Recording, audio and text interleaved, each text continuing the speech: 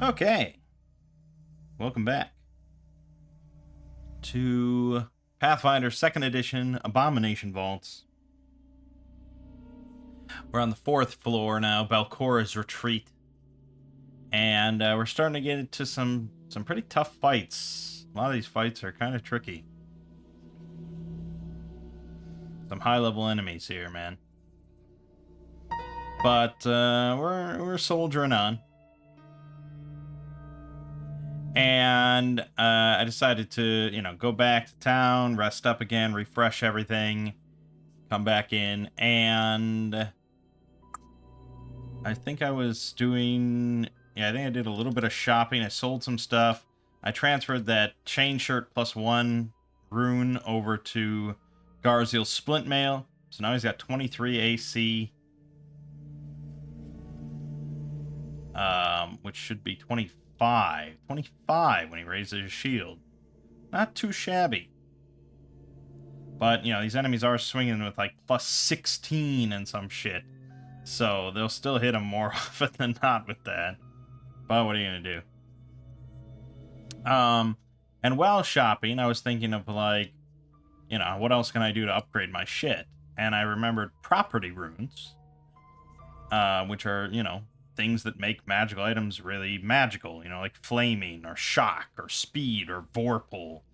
And so I was looking at the big list online of all the property runes in the game and what level they are all and stuff like that.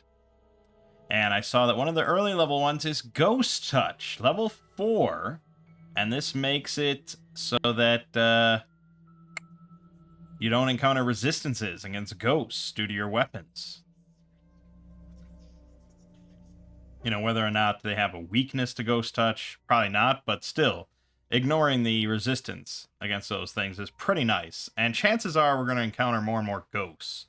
So this is probably a worthy investment on all 3 of our characters' weapons. And it costs 75 gold each. So I think we're just going to spend that. That's 225. It's a lot of money. It's a lot of money. But by the time we would get other property runes that we'd more care about, like Flaming. If you look at Flaming, that's a level 8 rune costing 500 gold each. So by the time we get up to that point, this 225 we spent is nothing. So we're going to go through all our weapons here. Property rune, Ghost Touch. I'm hoping that applies to the gun. I don't know.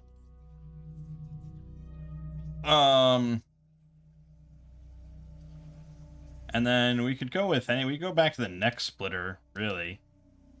Well, no, I'd have to swap the striking. So I think he's fine with the pick. I don't know. I mean, the Warhammer's probably better.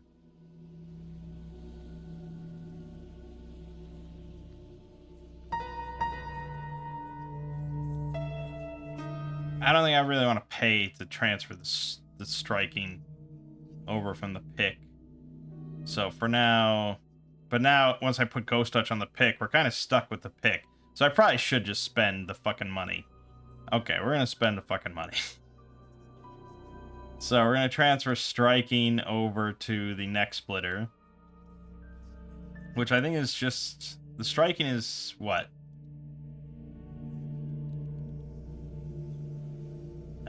Striking costs 65, so we have to spend 6 gold, 5 silver to do it.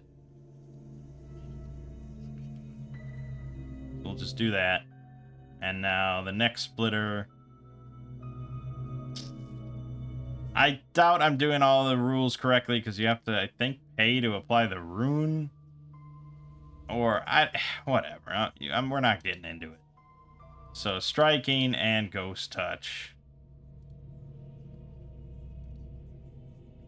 And then we'll just delete the... Well, no, because this will still have the +1 potency. So it's still worth 35. We can sell that then for 17 gold. silver, which will go to Wibble.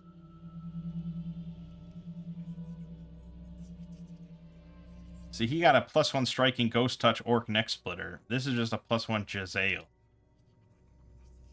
So I'm not sure. And then Snonk. Snonk actually cannot add it to the Retribution Axe. Shit. I could add it to a Silver Hatchet.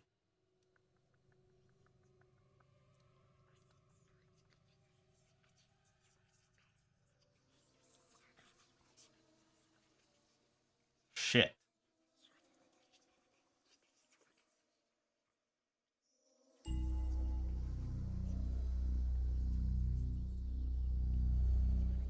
It's hard to say.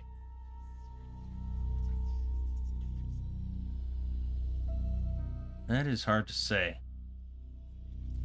The hatchet obviously is not so hot. It's D6. I'm keeping it around because it's silver, but honestly, I don't know if he'll ever use it. Shit.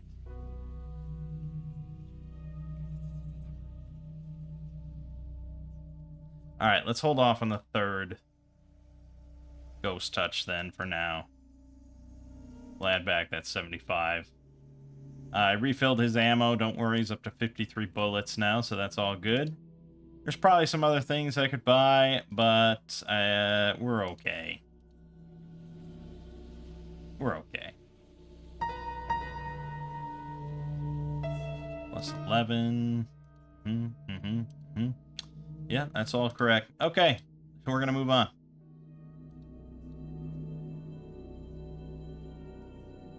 Yeah. All right. So we want to probably check out this area eventually, but I don't really want to come at it from this room because this room we all have to roll for frightened, and then it sticks around. It's not a good way to go. So we're gonna climb over the edge here. And according to the text, this is a 10-foot drop. And it's a lake, but it's like, I feel like this is standable. This does not seem like a deep water here at the bottom, the south end.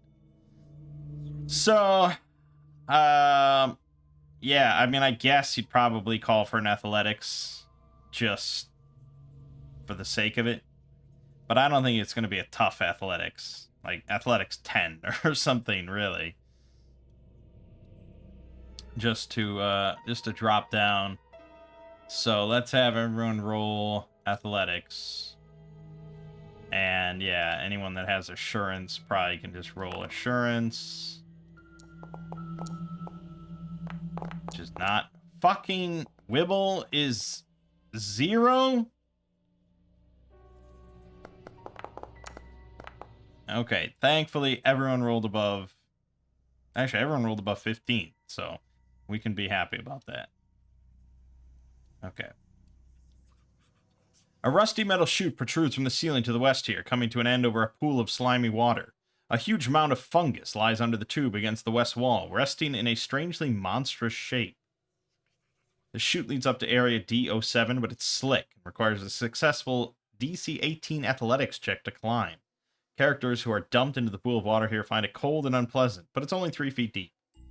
Fortunately, the immense Otyugh, once kept here for trash disposal purposes, died long ago.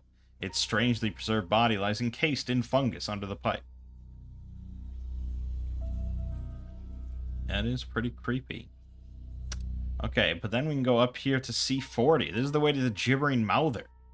Let's go that way. Okay, so we're just going to go up.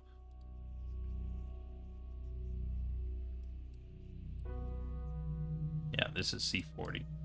Okay, so we come out here. Perfect. Gibbering Mouther. The dripping, sloshing sound of water fills this large cavern chamber. The air is cold and damp, and to the east sits a sizable pond. A lazy rivulet of overflow trickles to the north down a sloping tunnel, while a 5-foot diameter opening gapes in the ceiling above the center of the pool. The pool here is 5 foot deep, was once used as a source of drinking water for these levels. The hole in the ceiling 15 feet above leads up 25 more feet to the well in area B23, while the downward... yada yada. A gibbering mouther has dwelt in this cavern for decades. It periodically crawls along the tunnel to area CO2 to hunt bats and rats. It immediately attacks intruders and pursues foes as best it can.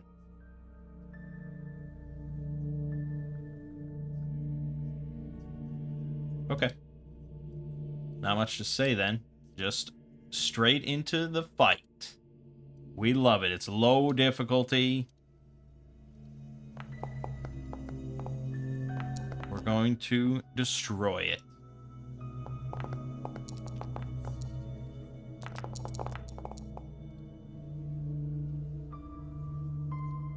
Like cultist combat, just for something different.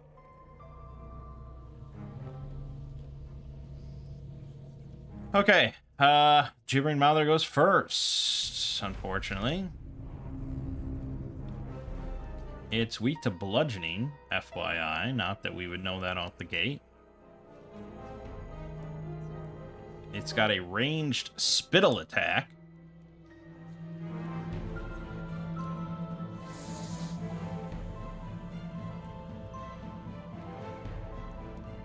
It's got a reaction when dealt slashing damage. Great. It's got Engulf. The monster strides up to double its speed and can move through the space of any creature in its path. Any creature of the monster's size or smaller whose space the monster moves through can attempt a reflex save to avoid being engulfed.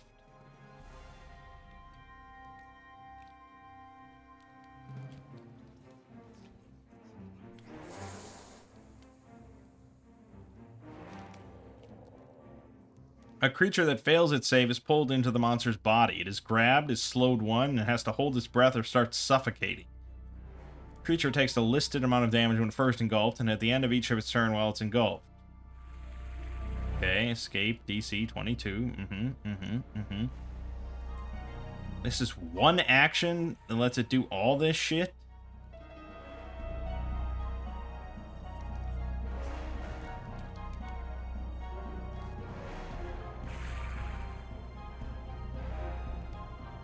It seems almost OP to do it in a big straight line. If a creature succeeds at its save, it can choose to be either pushed aside, I guess, or pushed in front of the monster to the end of the monster's movement. Okay, so... oh, and it has an aura, so we're gibbering. Each creature that begins its turn within 60 feet of Gibbering Mouther must attempt a DC 19 will save. On a failure, they are confused for 1 round. Jeez. Also blind people with its spittle.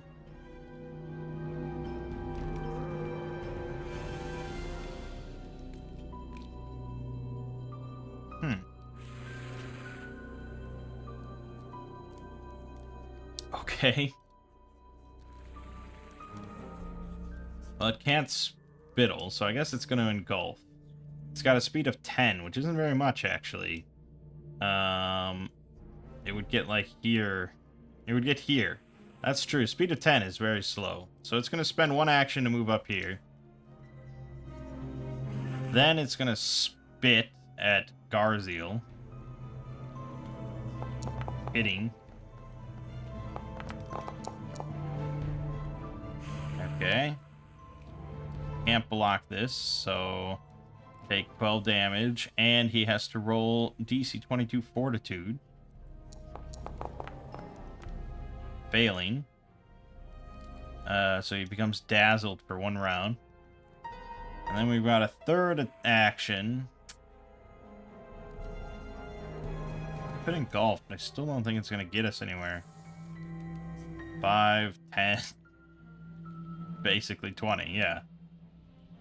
So I guess it'll spit a second time just for shits and giggles. Hitting a second time. Damn, Garziel. 15 damage. Ow.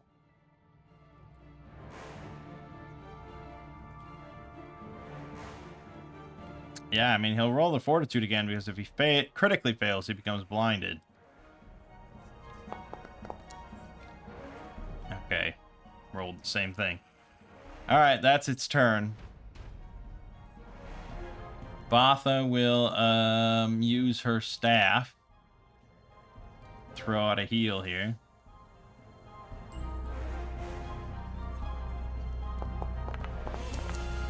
Nice. That helps. I don't know what else she'd do. Guidance, I suppose. Funny how that's coming up now all the time. Well, guidance, Snonk. Alright, Garziel.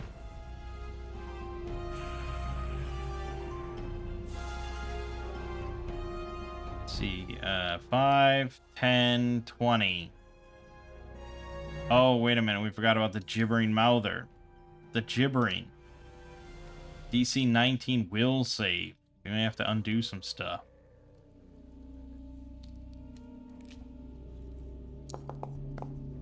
No, okay, she's fine. So she's temporarily immune for 1 minute. And now Garziel. This is not a fear effect. It's an insanity effect. Failed, so he is confused for 1 round. That's pretty bad, because that means he's just gonna wail on Snonk. Yeah, there's no way around it. Miss. That's good. Critical miss. That's good. And critical miss. Would have been nice for him to take his turn, though. Alright, Wibble will roll his will. Failed. Jesus Christ. Okay, so he's going to strike a random target. He can technically strike anybody. So I guess it's a D5 down the line. 4. Scarziel. So, will he risky reload just to do this, or will he reload? We'll be kind to ourselves. Or would he just punch? I don't know exactly all the rules of confusion.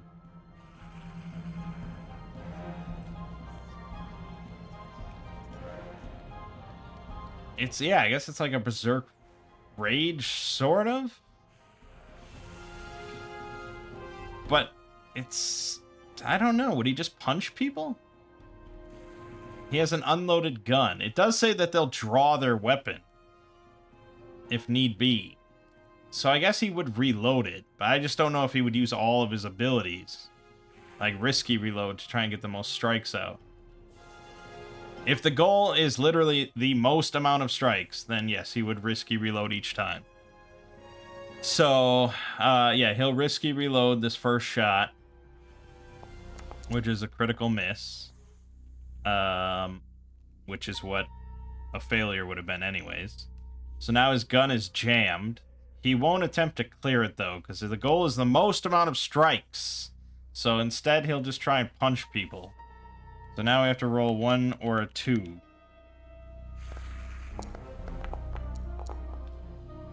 Okay, 1. So he's going to try and just punch Botha. We have to remember we have to clear the jam now in his gun. Okay, and now he'll roll 10. Okay, now he's going to try and punch Cat at -1. Fail. Great. Okay, Snonk. This confusion is brutal.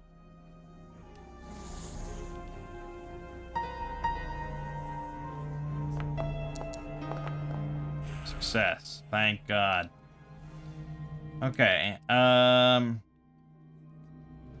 35 feet. So 1, 5, 10, 15, 25, 30. Or 5, 10, 15, 20.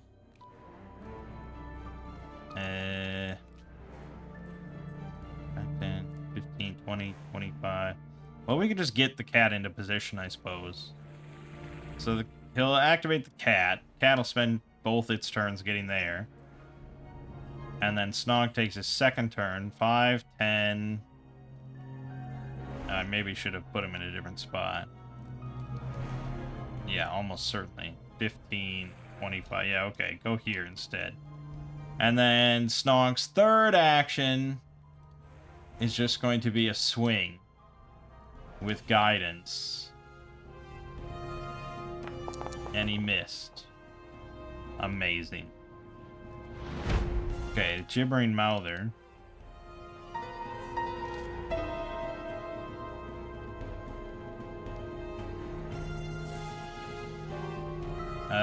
He might engulf, but for now he's just going to focus on eating Snog in front of him. Critical miss. Rolled that 1. Very, very nice. Didn't fail the second one, though. So that's a decent amount of damage. And then he can attempt to grapple.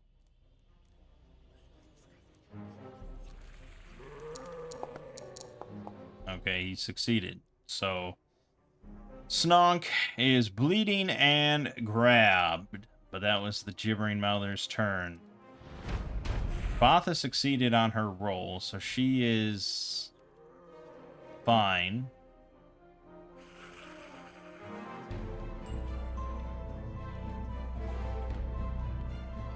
I guess she'll move in. To do what? I don't know. Not much. Probably just electric arc on this thing for now.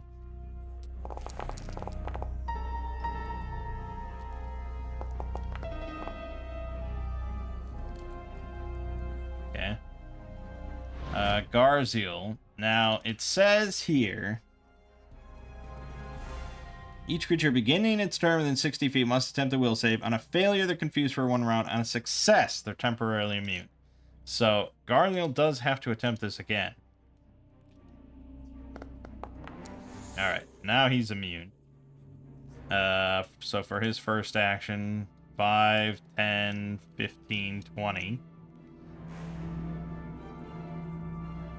He's going to attempt to demoralize the Mouther. Success. And then he's going to attempt to trip the Mouther. Rolled a 1. Knocked himself prone. Fuck! Okay, Wibble has to roll the will save. Failed again. His gun's jammed and unloaded. So the most amount of strikes would be him moving in and trying to punch Botha a couple times. He crit. Of course he did. That's the way this fight's going. So 4 damage to Botha. Sucker punched her. And then he'll try again.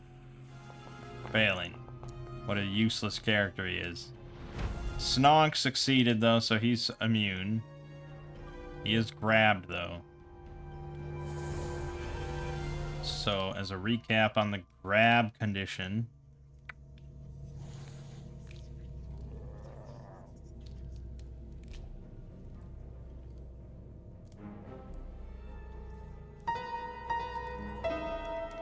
You're held in place by another creature, giving you off guard and immobilized conditions. If you attempt to manipulate action while grabbed, you must succeed a DC 5 flat check or it's lost. Basically, he can swing without an issue. He doesn't have to escape. So, he's gonna do that. There you go.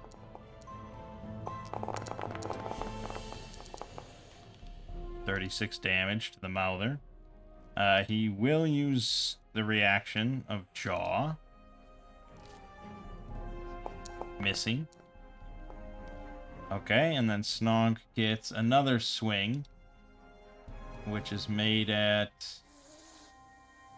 Actually, this one would be made at +3. It's not very good, to be sure. But I don't know what else I could really do. Trip attempts would also be bad. Escape attempts would be bad. He doesn't have much else. This is all he's got. This is his life. Critical miss. Okay, the Mouther. Yeah, okay. So the Mouther has him grabbed, so it needs to sustain the grab, unless it wants him to just be let loose.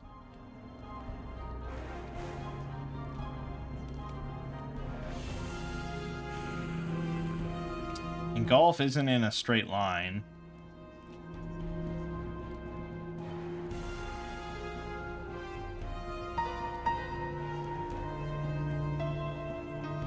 The monster can contain as many creatures as can fit in its space.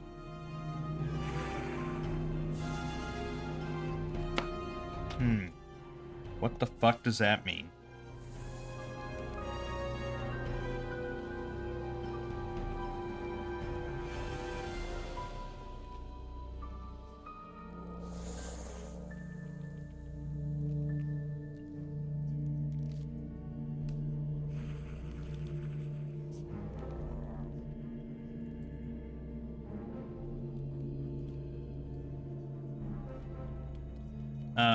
People are saying that it actually should be 2 actions instead of 1.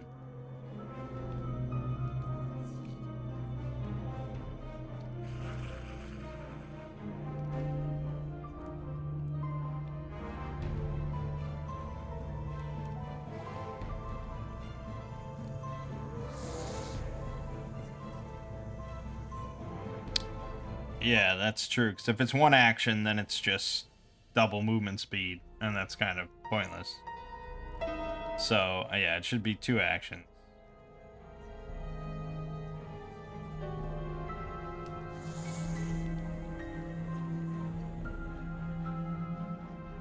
But what I... No.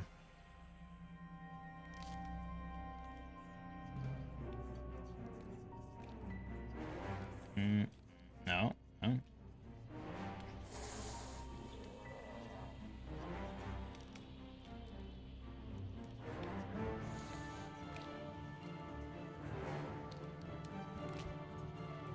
But this is a medium creature.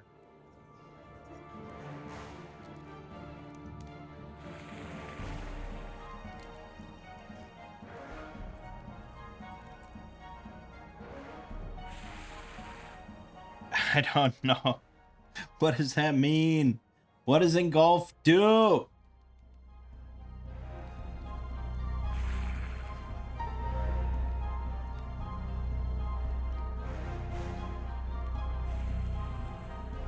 The monster can contain as many creatures as can fit in its space. How many creatures can fit in your space? 1? I thought it was 1. I thought the answer was 1, but apparently that's not correct.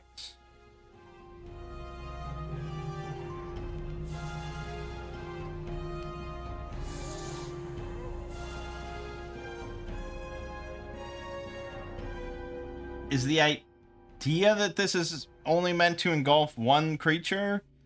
That would be my assumption.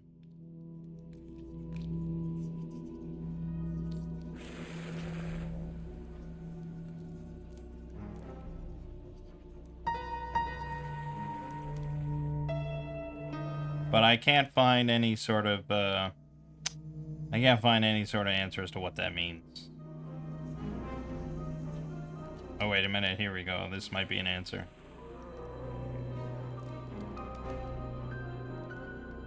Large oozes like gelatinous cube can engulf up to 4 small or medium-sized creatures simultaneously. Okay, yes. So this thing is medium-sized, so it can engulf 1 thing. Okay, well then it will spend 2 actions, I guess, to engulf.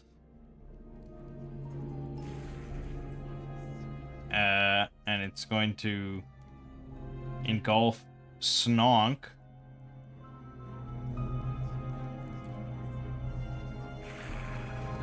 He is able to act, though, so he does get a save. So I guess let's put that in there and hold on. No, hold on. Okay, so he failed his save. So Snog is engulfed. So he's grabbed, he's slowed 1. And has to hold his breath or start suffocating. He takes the listed amount of damage when first engulfed. Ow. And at the end of each of its turns while it's engulfed, you can get free by escaping against the listed escape DC.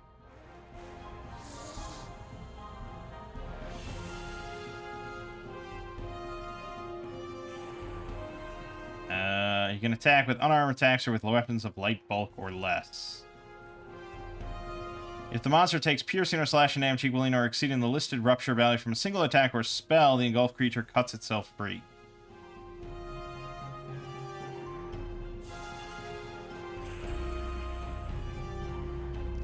Now, it doesn't say if it takes that amount of damage from the creature that's engulfed. Right?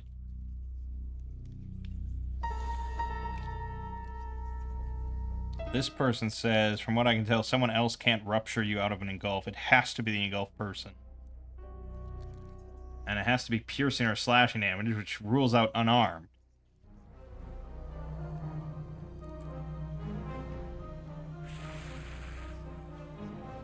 So you'd have to have a weapon of light bulk on your person.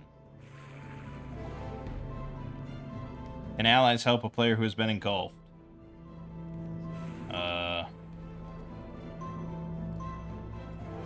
This says the best way is to just kill the creature. Yeah, okay.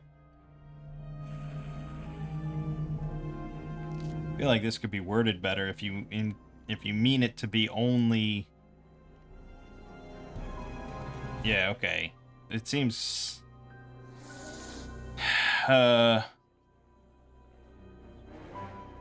seems the rules are pretty clear that it has to be the creature inside that ruptures out. Otherwise, the other people have to kill it. Okay, so that's all correct. And now he has a third action. So I guess he'll go for Garziel with a jaw attack, which would be at plus 13, because it's engulf was not an attack. Critical miss, nice. Okay, jeez. Botha's gonna bring out Scave Corpion. The time has come, we waited long enough. I'm gonna put it right there. Unless you can put it there, then we save a step. Are you allowing this? It actually is allowing up there. Just funny. Okay, yeah, so technically this is a valid spot. We're allowing it. Scave Corpion Pincer. Damn. Stinger? Yeah, Stinger. 5 damage to the Gibbering Mouther, and it has to roll DC 17 Fortitude. Okay, well, fine. Garziel is going to stand. Then it's going to, we could attempt to trip again. But we need to kill this thing quickly. And we're already off guard there, so probably just swing. Swing, swing, swing, swing, swing. There it is. 12 damage. It may use reactive gnaw. It will. Plus 14 jaw attack. Big damage. Ow, big damage. And then he's going to, God, he probably should raise his shield. I'm not going to hit, right? What are the odds I'm going to hit?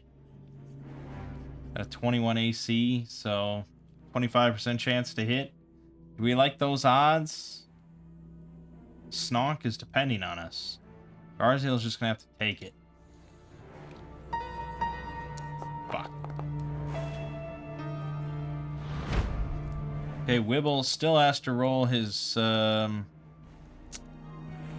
confusion or gibbering.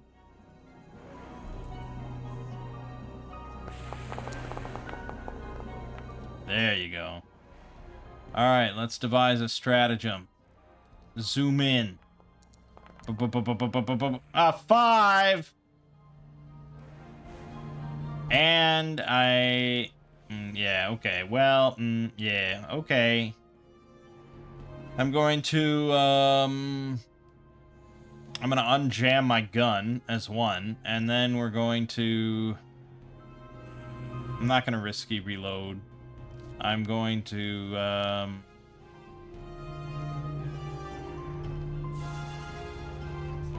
going to attempt to demoralize.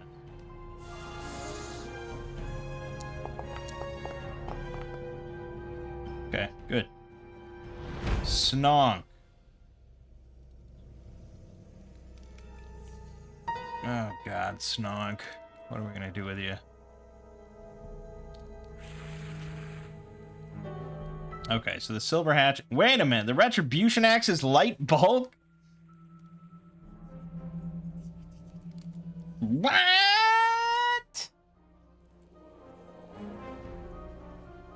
My scale mail is light bulk? That can't be correct, can it? There's no way that's correct. It's size tiny. It shouldn't be size tiny. Why can't I pick size small? Okay, well now it's bulk 1. That's probably more correct.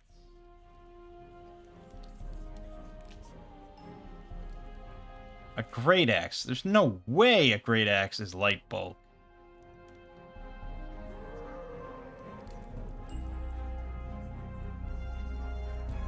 No, this is bulk 2. Okay, I don't know what happened there that got this twisted. But yeah, that should be bulk 2. A hatchet, maybe I could see. Hatchet, bulk, light. Okay. And then the composite longbow should not be. No, that's bulk 2 as well. I don't know what happened. There you go. Weird. Okay. Fine. So he's going to switch to his, he's going to spend one action to swap to his hatchet. Oops. So he's going to sheathe this, draw this. So that's one action.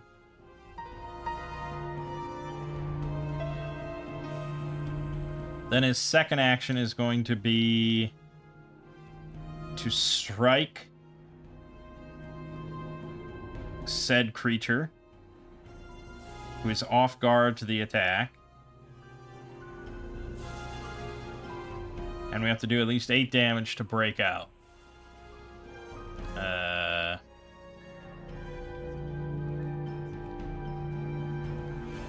Okay, just... sharing the same space is really annoying. Okay, so plus 13. And we crit. Yep, because it's AC 20. Thanks to that frightened baby. Good. So we did 16 damage to it, which is definitely enough to rupture.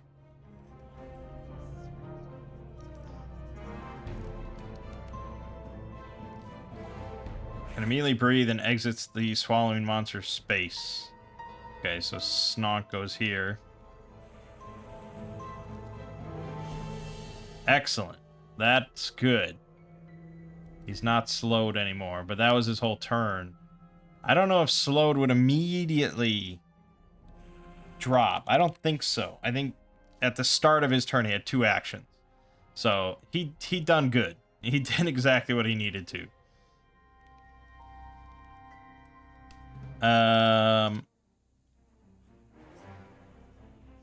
Good. Moving on.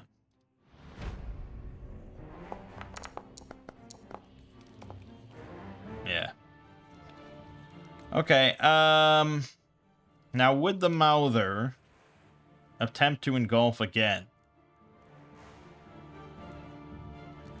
Probably. I mean, it does seem like its best action. For 2 attacks. Oh, it can't be flanked. Interesting. It probably was incorporating that, I think. I don't remember.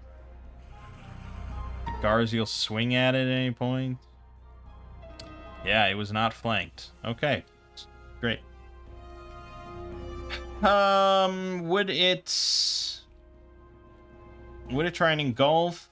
I mean, this is like a really just insane... It wouldn't like flee and like try and, you know, kite them or do any sort of advanced tactic whatsoever. It's just an insane pile of flesh. So I could see it just lashing out with jaws and trying to bite everything in nearby. Or I could see it doing another engulf.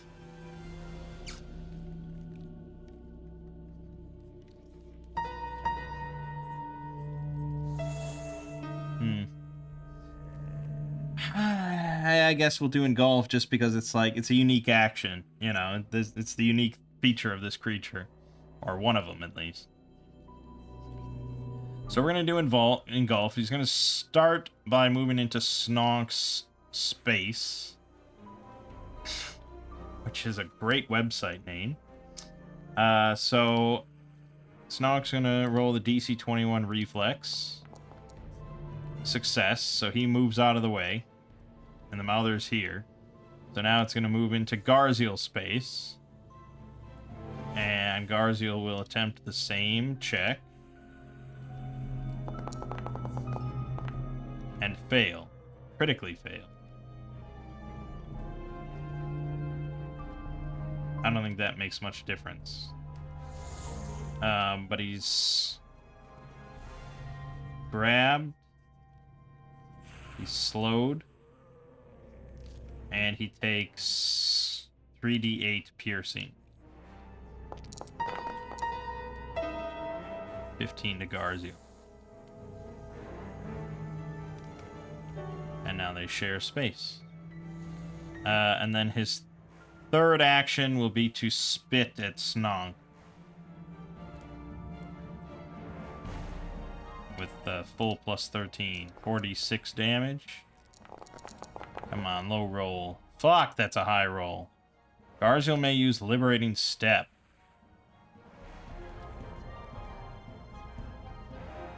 Why didn't this come in before when I was getting grabbed all the time?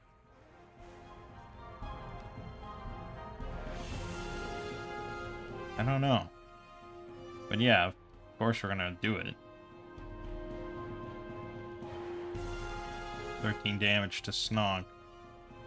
And then he is also rolling for Blinded Eyes. No problem.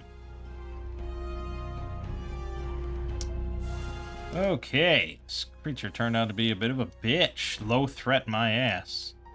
Alright, Botha is going to command Scave Corpion to move up. And give it the old pincer. Okay.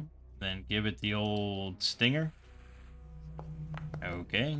No surprise there. And then Botha is going to heal Snonk. Yeah, we'll just... whatever.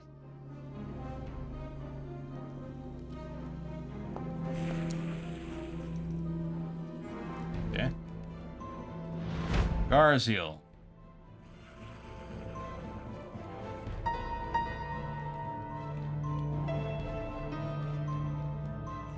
So he'll take the 3d8 piercing at the end of his turn if he's still engulfed. Does he have a light bulk weapon? He has a dagger. Are we counting on that being our best bet? That's probably not the best bet.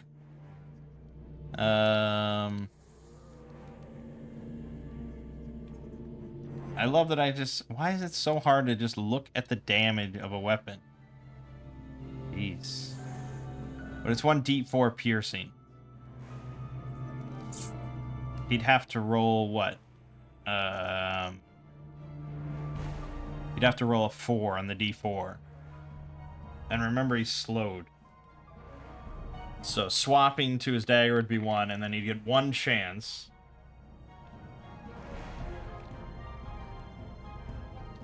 So, assuming he even hit, 25% chance of breaking out. Alternatively, he could attempt to break out. It's a DC 22 with his athletics of 12, so that's a 50% chance to escape, which is probably what we should do. So let's just roll that. Rolled a 16, so that's a failure. Okay, so now we're going to give it one more go. This is much less likely. 25% chance now. Nope, failure. So now he's going to take 3d8. I don't know if we need to bother with rules for suffocation. You can hold your breath for a number of rounds equal to 5 plus your con modifier. So he can hold it for 7 rounds, which is quite a bit. Alright, but yeah, the 3d8 is the shitty part, unfortunately. It's potentially quite a bit of damage. Okay, not too bad. Okay. Oh, he actually went down from bleed. So he will use Orc Ferocity. Be at 1. We need to bring this bitch down now, Wibble. Devise a stratagem that will get us out of this mess. You're our only hope. This character. It's crazy, right? It's not even anything bad with the character. It's literally just dice rolls with his shit. That's what it comes down to. If he was in any other role, he would be just as shit because his dice rolls are somehow fucking atrocious. So I don't know what to do with him. Right now, I believe our gun is unloaded. So I could attempt. I could just shoot and then I could do a risky reload.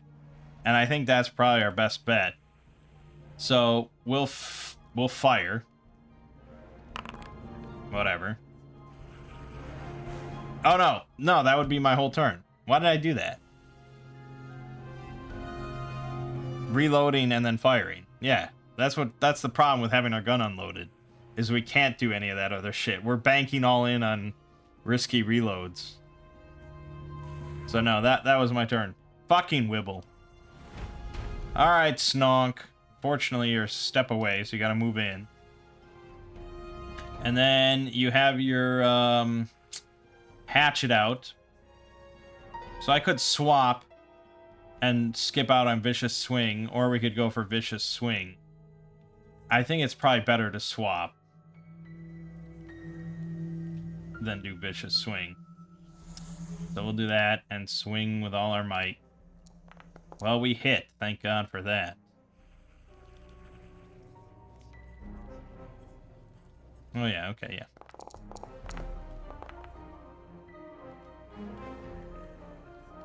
$25 damage. Can use Reactive Gnaw. It certainly will use Reactive Gnaw.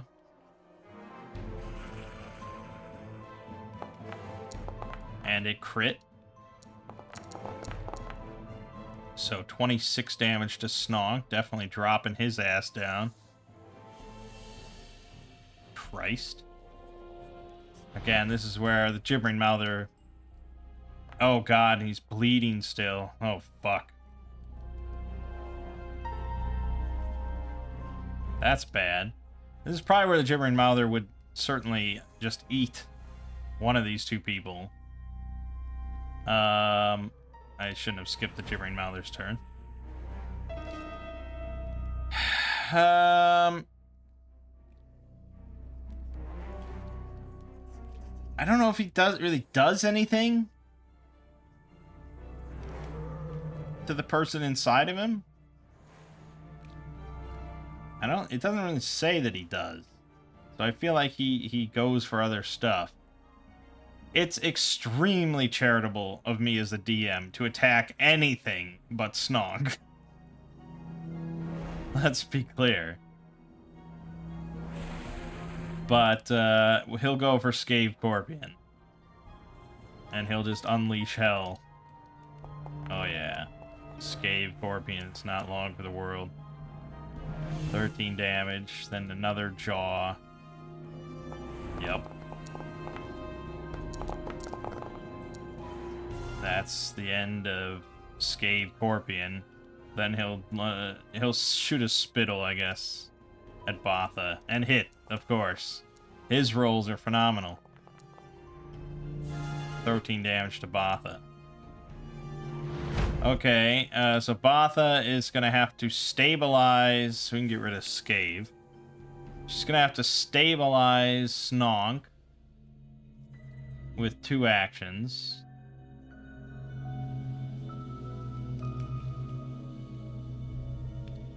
And so now he's at 0 health. He's not at risk of dying, but he is still bleeding. So there's that. But the other thing that I could do is throw life boost on him, which might help. Okay, Garziel is going to have to try and escape again.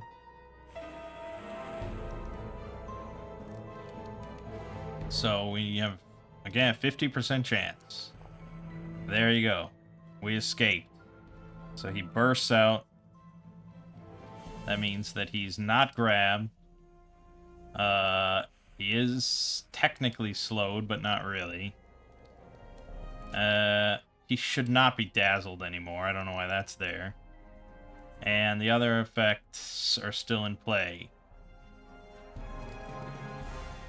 Now, I would say he probably should just lay on hands himself, because otherwise he's going to die from the persistent damage. So we will do that. 12 health. Keeps him in the fight.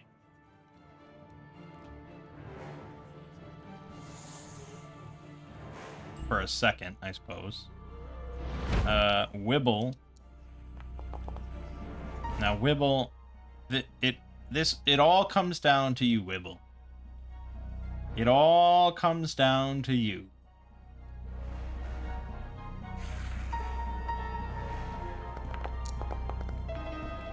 Christ on a fucking bike. Are you serious? 19 is not good enough. That's a miss. What the fuck, Wibble? Yeah, again, like, there's nothing I can do. There's no respec or anything that will help fix that kind of roll. The only thing where he'd hit on an 8 at this point would be if he was a fighter. And he was just attacking something as a fighter. And honestly, okay. Honestly, if I just made him into a fighter with a fucking composite short bow, he would have a far higher damage per round.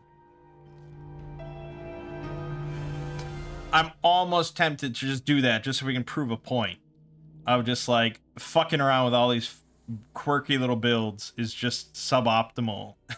And I feel like for this adventure, we need to be a bit more optimal than what Wibble is bringing to the table.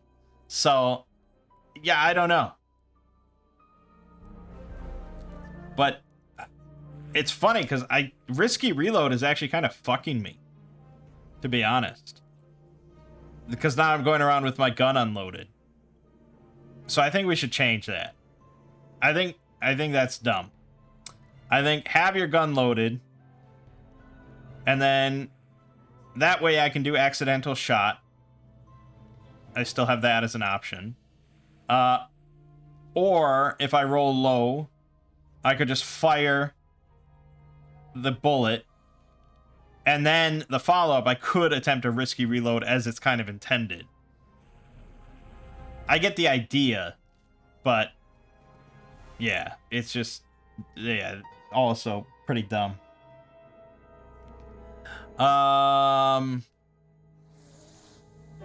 Yeah, that's his turn. There's nothing else. There's nothing really for him to do. Okay, so Snog gets healed for 4, which brings him out of unconsciousness. So he can actually stand.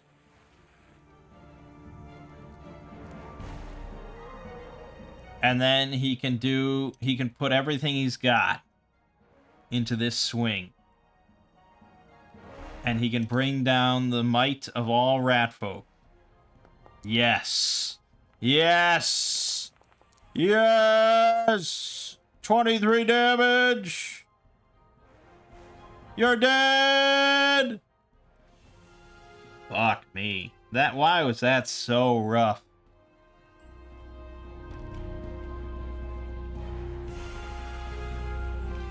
Jesus. That was the hardest 60 XP I think we've had. Okay. Jeez. Alright, let's stop all the music for now.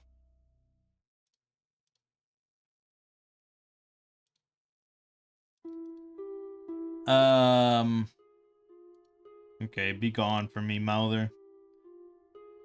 Let's bring Both in to do some healing.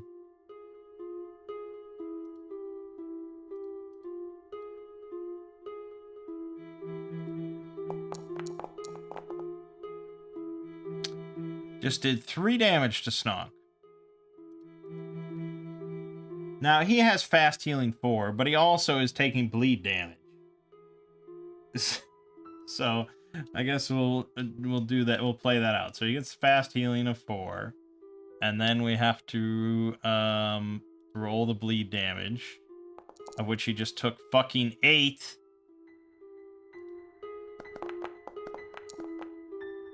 And critically failed his... Oh, boy. So then she'll stabilize him again.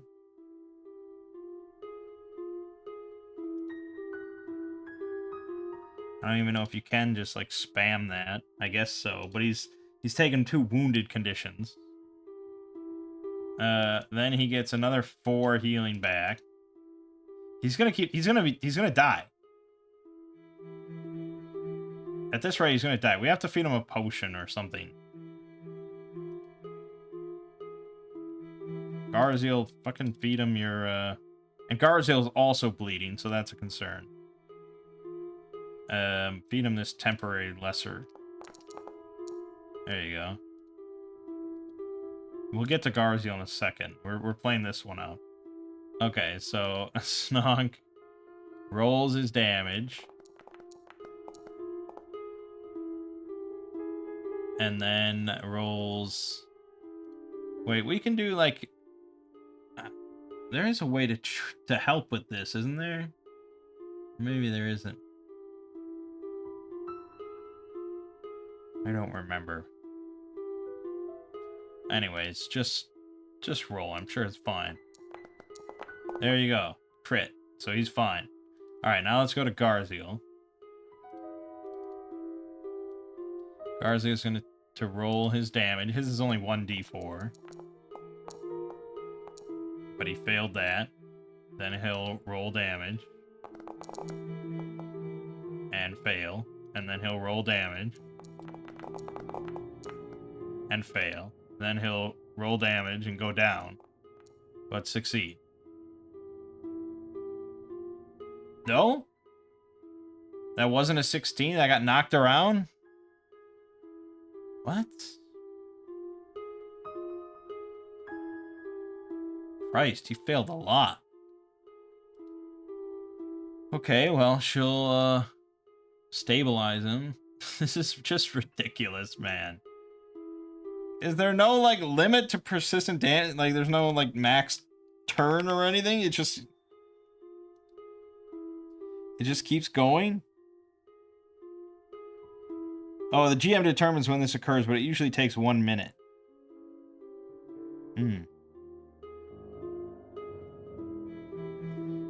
Okay, I'm gonna be honest. And I know that, you might think I'm only saying this because this is going shitty. But if I were DMing Pathfinder 2nd Edition, I would almost certainly say that at the end of combat, you just kind of, like, patch yourself up. And that sort of, like, really short-term stuff just ends. Obviously, the long-term stuff, ghoul fever and stuff like that sticks around. Although, I would also be tempted to just remove that from the game. I do think it has some potential for, like, some sort of narrative interestness. I would make it much easier for the players to solve if they make, like, a concerted effort to, like, try and solve it, rather than just banking entirely on fucking RNG. Like, no, get that shit as far away from my game as possible. And again, this is what I'm saying. This is, like, what I'm saying multiple times. I feel like plenty of RPGs, modern RPGs, are trying to move as much away from just sporadic RNG as they can. You have games like Karn or MCDM where, you don't even have to roll to hit. And enemies don't have to roll to hit. And that changes, like, the whole kind of paradigm of combat a lot.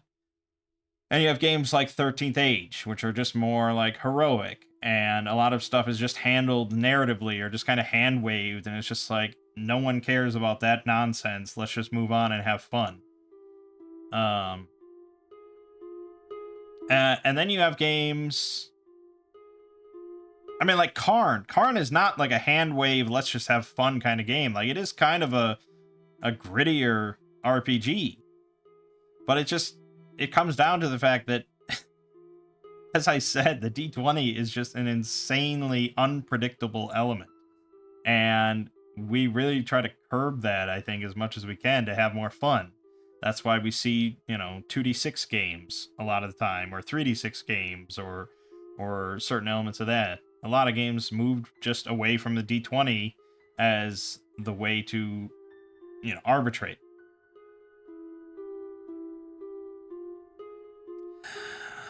At the end of the day, it's up to you.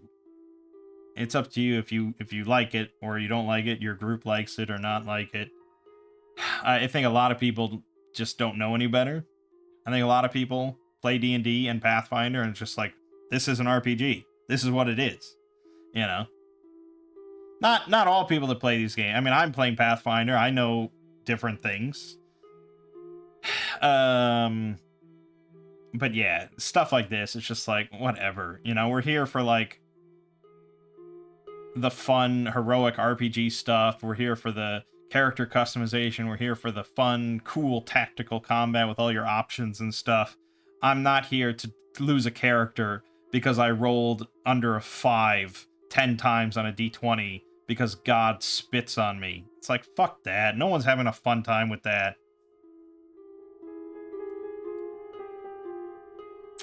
And that's why also a lot of games are just kind of removing crits and crit fails.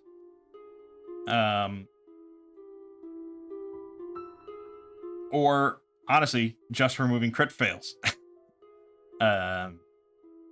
13th Age, again, I know I keep bringing it up, because it's kind of my flavor of the month, but 13th Age, really, you get, like, double damage on crits when you crit in combat, and then if you crit fail, nothing really happens, ever.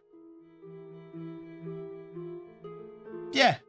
Now, if you don't like that, and there are plenty of people that love just kind of the hijinks and stories that come out of like crit fails and things like that, of just like, you know, my level 12 fighter just had this spree of like stepping on rakes or whatever in the middle of combat, and his sword gets flung across the battlefield into his buddy's face. And okay, I mean, feel free to include critical fails, but I find more often than not it just makes people feel bad. Yeah,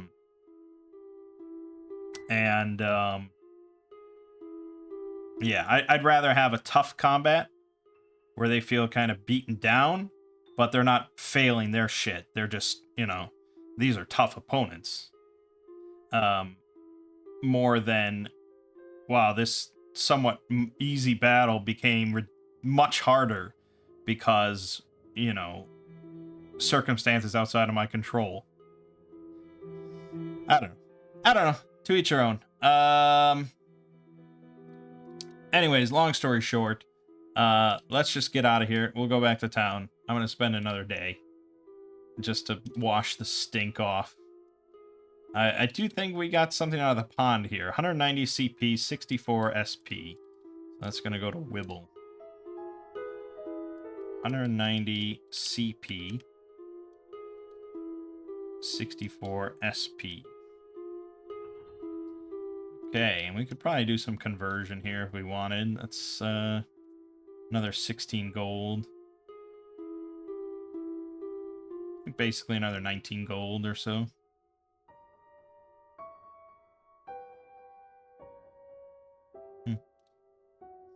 Okay. But yeah, let's just fucking full heal.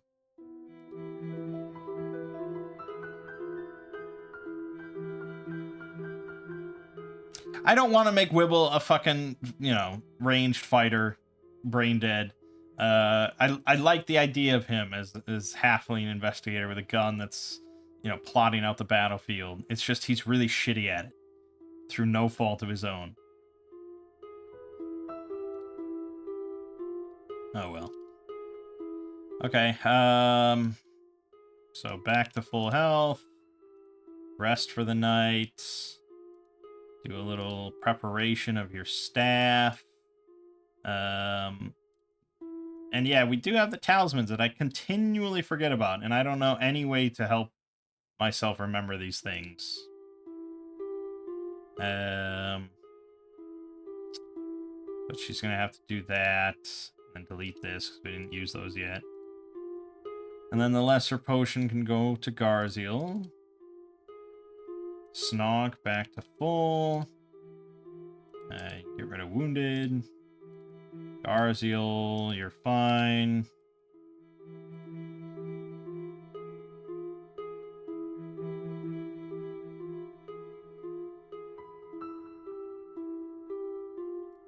Yeah, okay. It may sound like I, you know, am spending a lot of time shitting on Pathfinder 2nd Edition, and I don't think it's perfect, but the thing is, no system is. It just doesn't exist.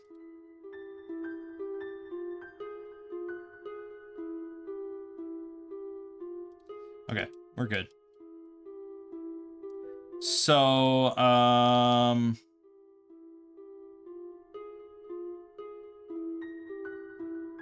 yeah. I guess we're going back down then.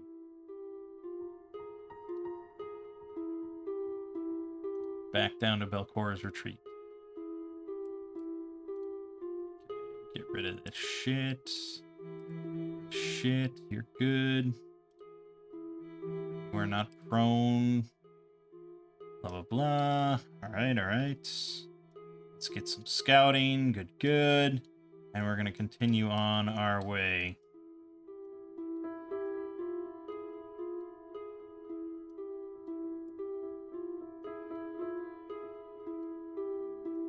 Not standing in the Otyug, though. Okay. Would we see this flicker wisp here?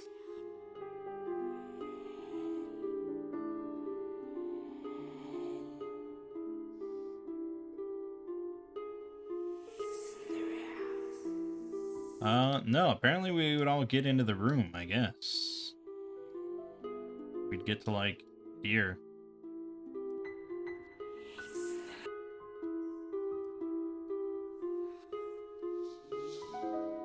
Okay. A low, rocky isle rises less than a foot above the surrounding water here, its surface covered with a fine layer of pale green mushrooms and mold. A human skeleton dressed in rotten leather armor and clutching a rapier lies in a heap at the center of the isle. The skeleton on the island is once Otari Ilvashti. He survived the battle with Belcora and a desperate flight through the upper levels of the Abomination vaults, only to become trapped here by the immense Otyugh waiting in Area D17. Already weakened from his ordeal before contracting filth fever from the fight with the Otyugh, Otari lingered on the tiny islet only 2 days before he perished. Today, his spirit lingers on, both in the form of the strange warnings on the walls throughout the Abomination vaults, and also as a ghost consumed by 2 linked desires: vengeance on Belcora and fear that Gauntlet might yet be used to harm his hometown of Absalom. As the heroes draw near, Otari's ghost rises up from his skeleton, appearing much as he did during the late stages of filth fever, albeit with a transparent green shade.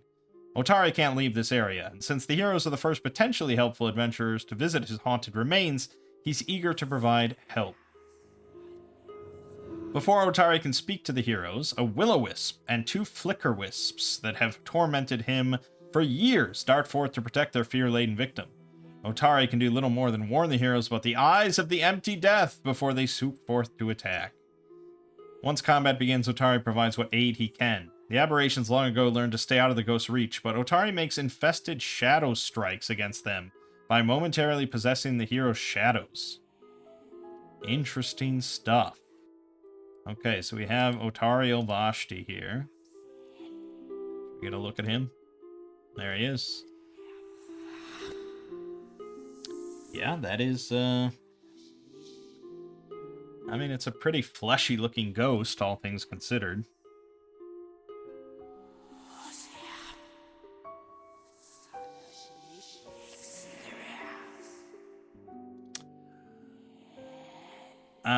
He's also a level fucking 9 creature. So that's no joke.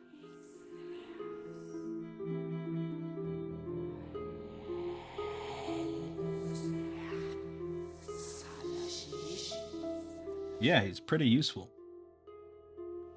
And he can go in from 30 feet. Wow, this fight doesn't seem that tough.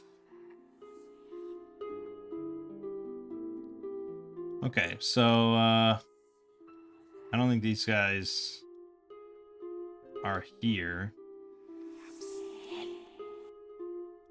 There we go. That's probably fair enough. Alright, let's grab all these and get to the party. Extreme. Yes, but we're not technically fighting Otari. Yeah, that would be a very extreme fight.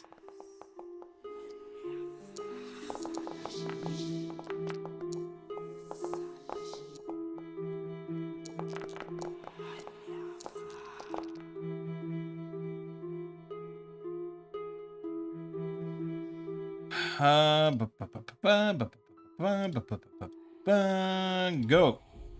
Okay, we got our first flicker wisp. Confusion is the order of the day once again, and remember they are magically immune. That doesn't mean a whole lot to our group. Alright, so he's going to attempt to confuse Snonk. And Snonk hates when they try and confuse him. Be that as it may, he is confused for 1 round. And then, of course, the Flicker Wisp will double down on that. Well, I don't know. It doesn't need to heal, so maybe... I don't think that's the main purpose of Consume Confusion. It's mostly to extend confusion. But we'll be nice and just go for a crit on Shock. We will not use Liberating Step for 6 damage. Okay. Moving on. This Flicker Wisp will then... You know what? I always wail on these guys. Let's wail on the back line a little bit. So it's going to float over here, and it's going to confuse Botha. Or it's going to attempt to. Oh, it succeeded. Botha is confused, which is pretty shitty, because we lose our spellcaster for a whole turn. Alright, Otari. Now, Otari should almost certainly help us with the Will-O-Wisp, which is, I think, the meat of the encounter. Level 6, AC 27. Yeah. Okay. So, Jesus. Otari makes infested shadow strikes against them by momentarily possessing the hero's shadows. It says that they've long ago learned to stay out of his reach, and right now it's right next to him. You know what? I'm gonna back this up. We're gonna back up the bus a little bit. Okay, it just makes more sense. Okay, so he's going to then attempt his ghostly hand attack. This is 2 actions on his part, so he can do this once per turn.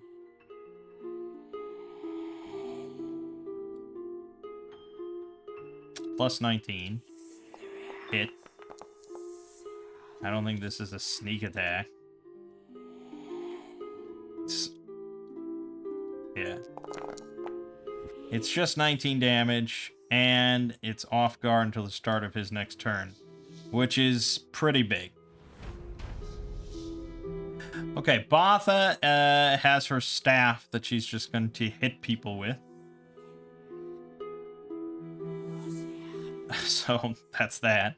So we're going to go 1, 2, 3 is our choices. 1d3. Okay, she's going to try for the Flicker Wisp with her main hit. Plus 6. She hit. For 3 damage. It's more than Wibble's done this entire session. Okay. Then she'll go again. 2 against Wibble. Very unlikely to hit. Critical miss. And 1d3, not that this matters whatsoever. Blah, blah, blah, blah, blah, blah, blah, blah. -4 is a miss. Okay, that's her turn, and she's no longer confused. Okay, Garziel. Now the Will-O-Wisp doesn't do bludgeoning damage, so him raising his shield doesn't matter a whole lot, other than increasing his AC. So instead, we're going to do the Dread Marshal stance. Let me go in here.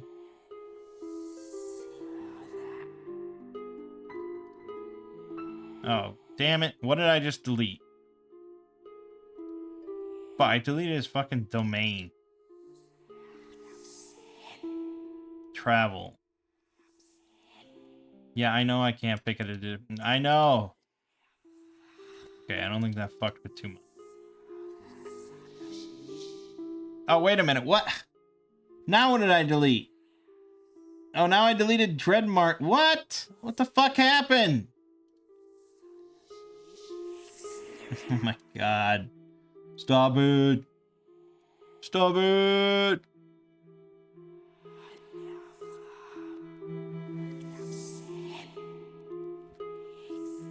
Dread Marshal stance. Okay, quit fucking with it. Jesus.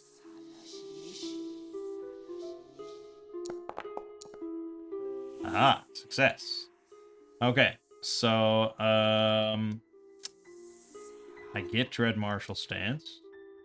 Success. Good. Then we're going to attempt to demoralize the Will-O-Wisp. I'm going to bully it. And it failed. And then, of course, we'll attempt to actually hit it. And miss. Okay. I mean, these are all reasonable actions, I feel. That 25 AC is fucking ridiculous.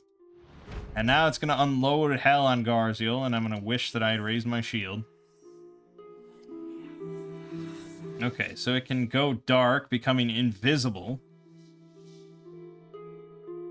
If it uses its shock attack while invisible, the arc of electricity lets any observer determine its location, making it only hidden to all observers until it moves.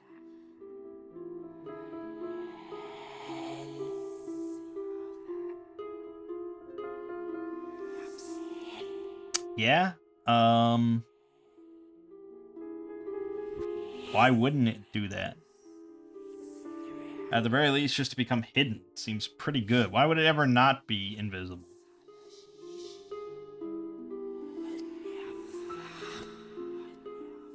Yeah, okay. Well, it's certainly going to go invisible.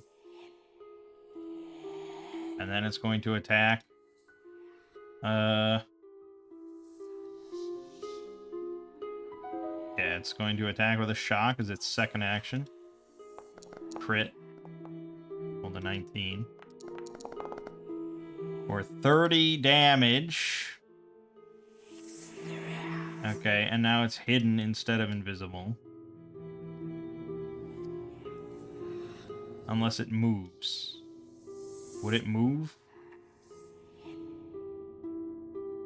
Yes, it would move. Making it invisible instead of hidden.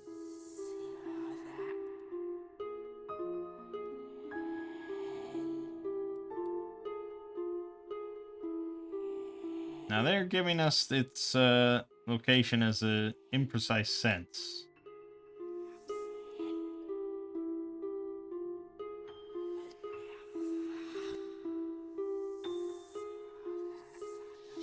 Whereas invisible specifically says you're undetected to everyone.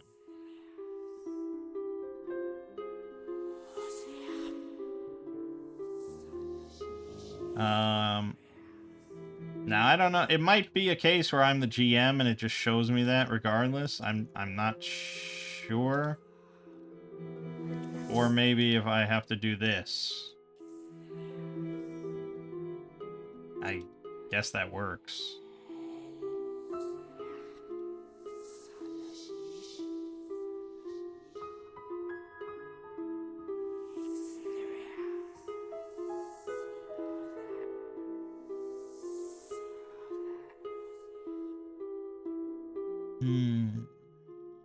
But when Snonk was blind,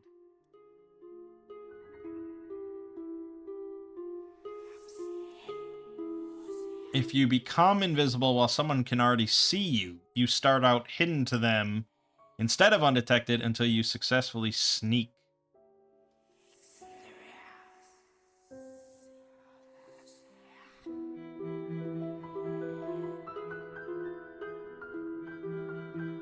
Well, I guess that would be the case, wouldn't it?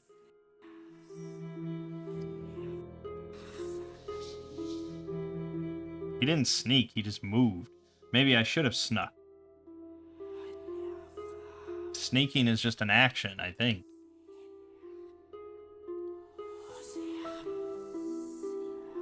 You attempt to move to another place while becoming or staying undetected.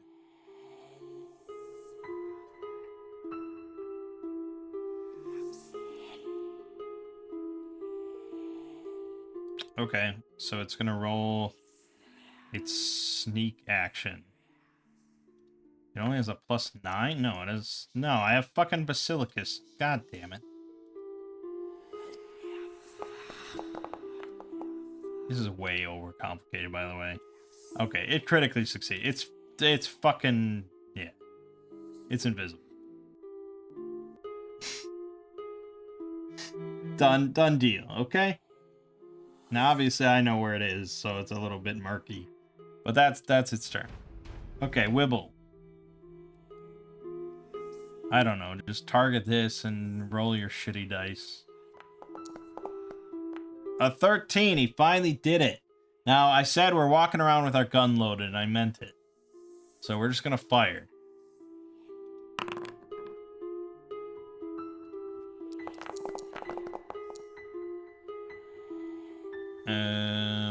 Okay, 15 damage. It's pretty good. They're pretty weak enemies. It's just they confuse you, which is annoying. But AC 20, I don't think I want to do a risky reload. That would be very likely to fail. So instead, I'm just going to reload, like the old days. Alright, Snonk is confused. It's pretty bad. He could do some real damage here. Alright, 1, 2, 3, 4 is how we're doing it. 1. Alright, that's good. And he's prioritizing the most amount of swings. So we don't want to do vicious swing. He missed. Of course.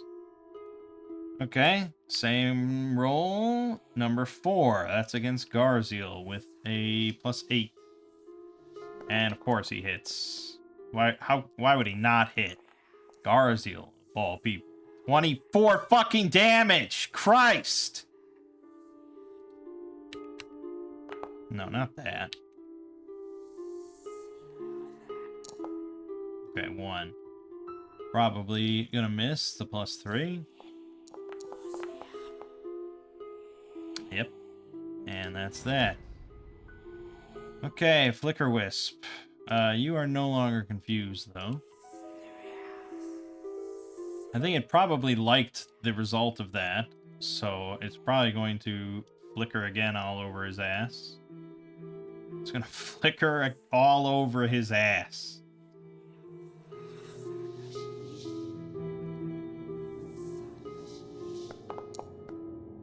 Not today, though. Not today, Flicker Wisp. So then instead, it's going to... Oh, wait a minute. A creature with a confused condition never targets a Flicker Wisp with attacks. Unless it's been damaged by the shock ability within the last 24 hours. He had not been, so that was technically a mistake. And I should have rolled just a D2.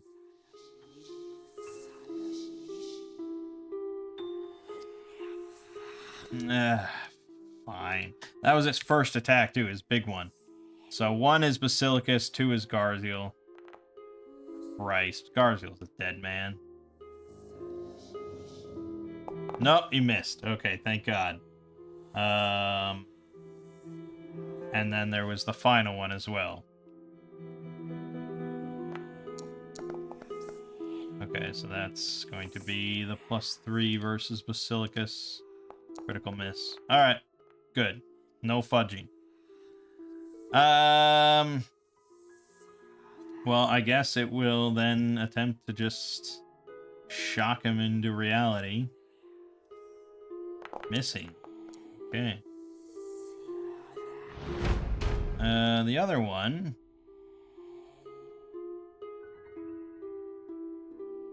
It's gonna also try to flicker onto Snog. I think it's probably their best move.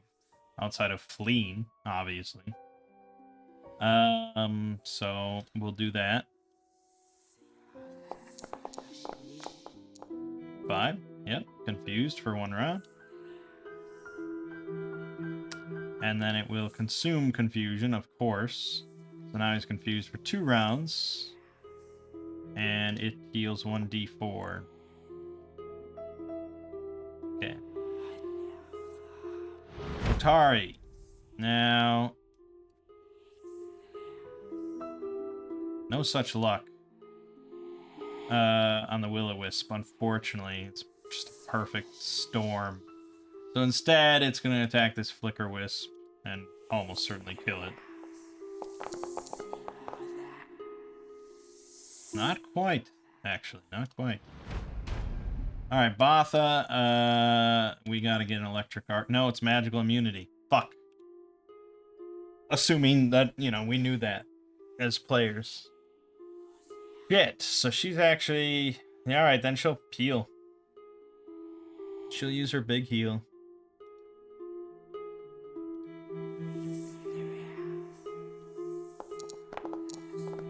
Pretty big heal. Probably not big enough, but... There you go. Okay, and then she'll,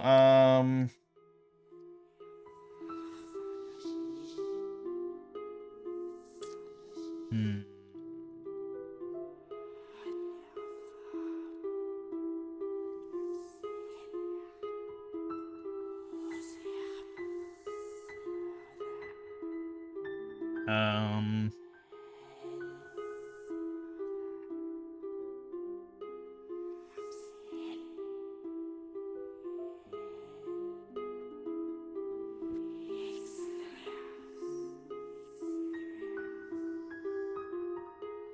So if I cast or sustain a hex, my familiar gains my choice of an imprecise scent, tremor sense, or wave sense, with a range of 60 feet until the start of my next turn, and can immediately point out as a free action. Which is, I guess, good.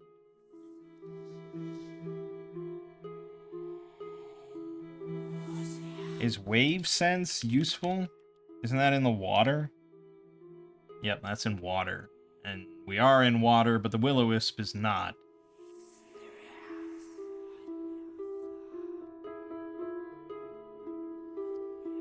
I don't think that's really useful to me. Maybe I'm wrong, but... So I could seek out as an action, but I can't point out as an action. I only have 3 action. I have 1 action, really. So that's all no good. That's all no good. I could just swing my staff or punch, really. 1d4 bludgeoning. This thing has 2 health left. Okay, we'll try just punching this thing. Miss. Alright, Garziel. Now, Garziel could, Didn't we come up with some way to find invisible, or did I not actually go through with that? It's very likely I didn't go through with any part of what I'm saying.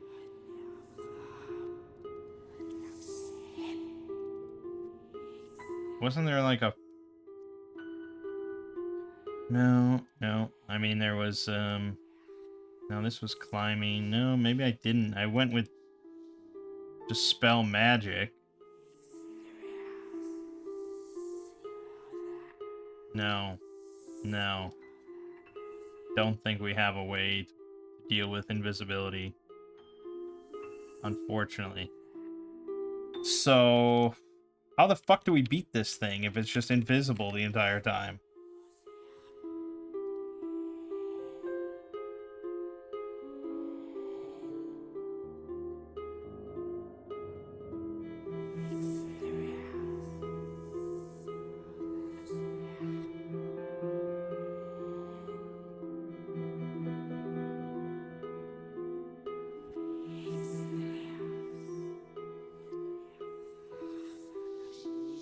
Okay.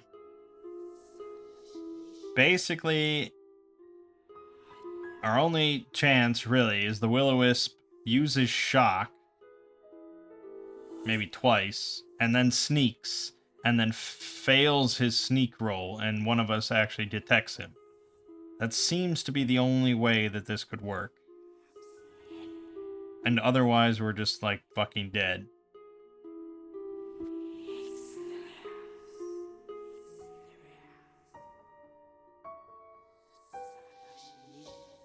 Seems like the stealth rules are one of the most discussed and argued aspects of this entire system.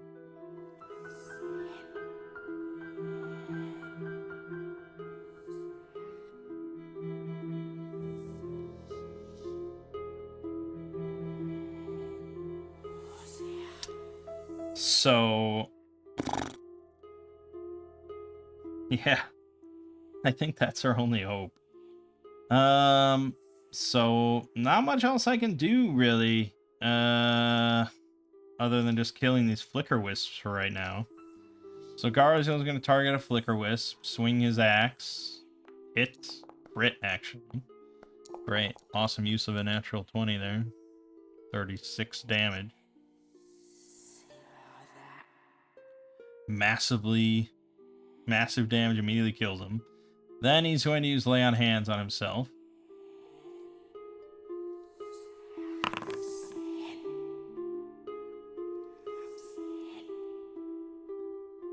And then he's going to raise his shield, because he's got trouble coming from the Will-O-Wisp and Snog.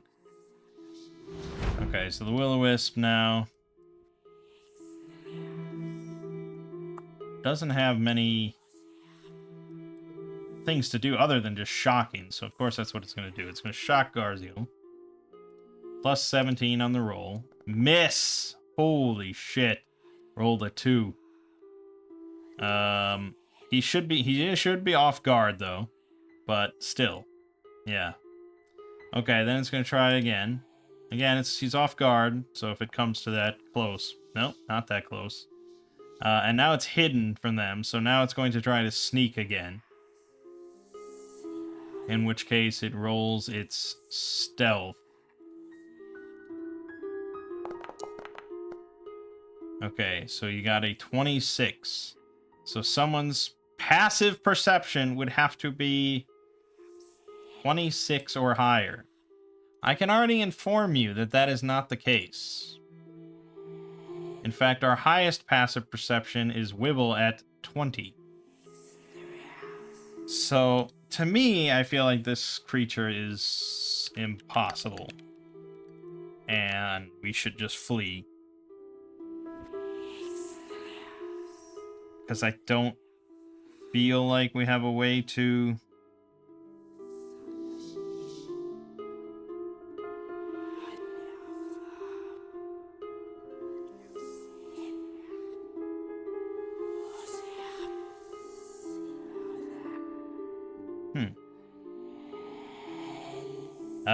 This says, Wizard with sea invisibility. Can make sure the party always knows where the invisible creature went. And Magic Missile is basically the wizard's favorite spell, and heightened to 3 because level 5 basically is 6d4 plus 6 for 3 actions that goes through the immunity. Average 21 damage, which is almost half its health. Great. Goes through the immunity. Oh, it's specifically not immune to fucking Magic Missile. Jesus.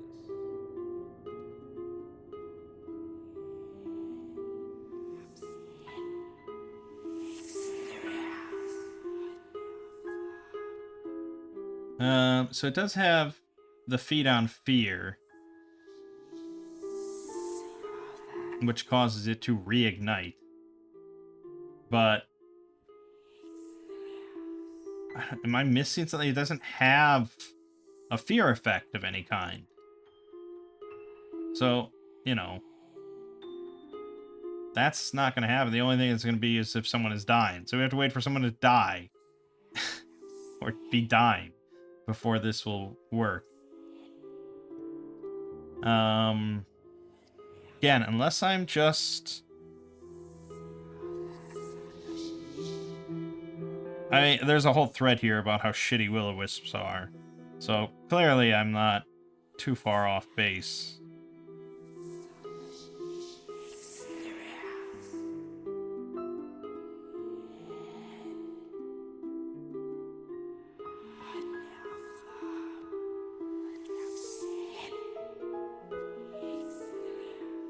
Fairy Fire is a much better spell to cast than Glitter Dust. It has no save, is not targeted, and simply makes it much easier to hit them for the whole fight. Though if your wizard is the only caster in the party, you're out of luck there, as it's on every list but Arcane. Okay, so Fairy Fire, like, as a scroll. So we could just flee and come back. So I'm pretty sure they won't follow. No, I mean, why would they?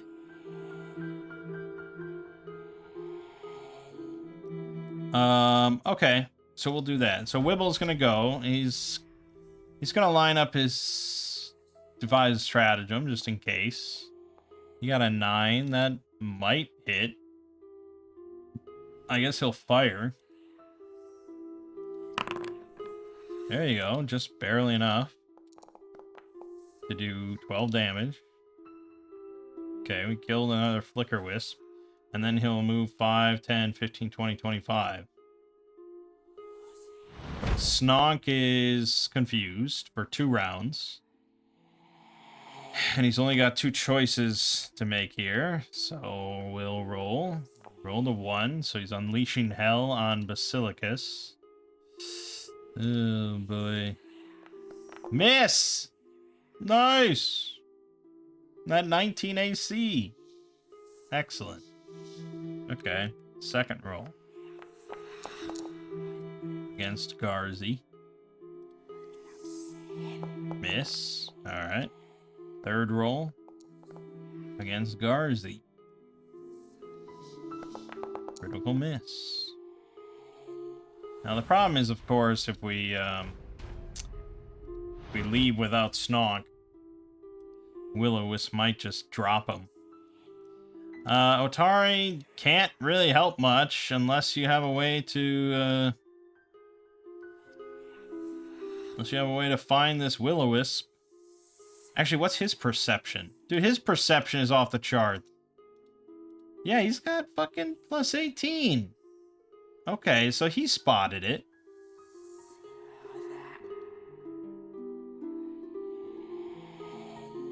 He spotted it. So he could point it out.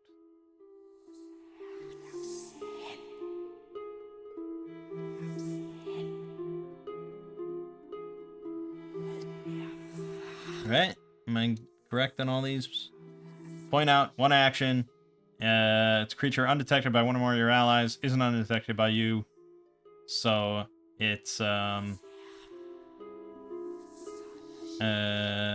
that creature is hidden. Okay, so now it's hidden to everybody. Because he pointed it out. Hidden. Not invisible. Okay. And we do still have to do that. Okay, so now, yeah, everyone treats it as hidden. And then that allows him to make an attack against it from Garziel's shadow. He does have to roll. This is a fucking flat check of 11 or higher. And he failed that. Okay. Damn it. Fuck.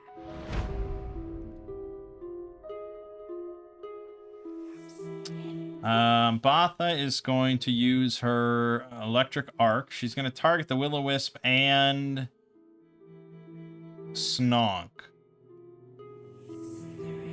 Try and knock him out of his confusion. So Snog can roll. But he's going to take damage no matter what. For the Will-O-Wisp, we have to... Okay, we rolled. We got that. So he'll roll his thing. Probably crit. Yep, of course. So Snog takes half damage. And now has to do a... Oh, what is it? A DC 11? Yeah, so he does the DC 11 flat check. See if he breaks out. He does not. I tried. And then Both is going to 5, 10, 15, 20, 25. Get the fuck out of here. Okay, Garziel is, he's just going to take a swing, I suppose. So let's do the flat check. He fails, so he misses that swing. He's certainly not going to attempt a second swing. He's probably just going to leave. Because fuck this. So 5, 10, 20, 5, 10, 15, 20. Okay, now the Will-O-Wisp goes and is going to focus on Snog. So that's moved 1. I guess it would sneak. Or maybe it doesn't have to sneak. Because it's going to shock, so then it'll be...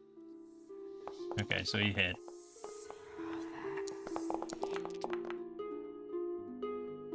$14 damage to Snog, who gets another flat check. Success. He's no longer confused. So the Will-O-Wisp is not going to be an idiot. It's going to attempt to sneak back.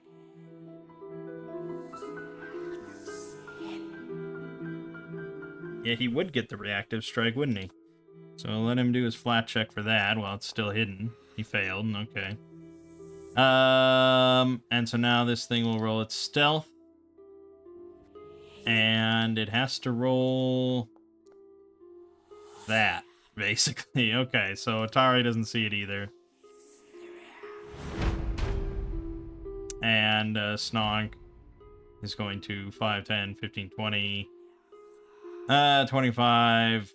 Yeah, he's gonna go up there, and then he'll have Basilicus leave as well. And that's the end of the encounter. No XP. Well, there should be some XP. No, we won't give XP until we actually beat the whole encounter.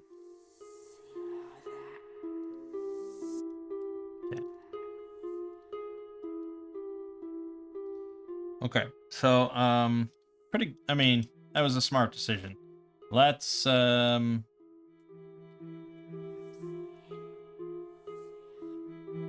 patch up Snog. DC 20.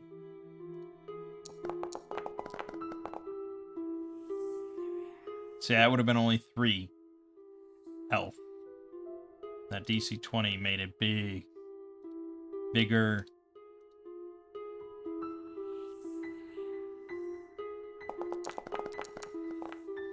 There you go. Okay, and let's just try and find... So we need Fairy Fire. This is what we're going with. So it's a level 2 spell, primal spell.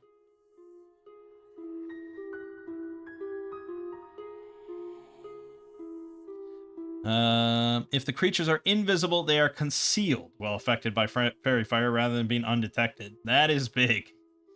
That is pretty big. And that's really its only purpose. It's literally just against invisible creatures, and that's about it. Invisible creatures can't be concealed, so there is probably some use for that as well. But mostly just fucking over invisible, and yeah, no save whatsoever.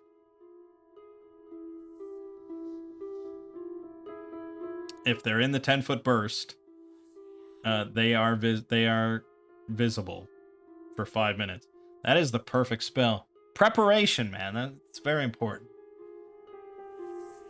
See, and I like that idea. I do like that. That nullifies a lot of difficulty by just being smart.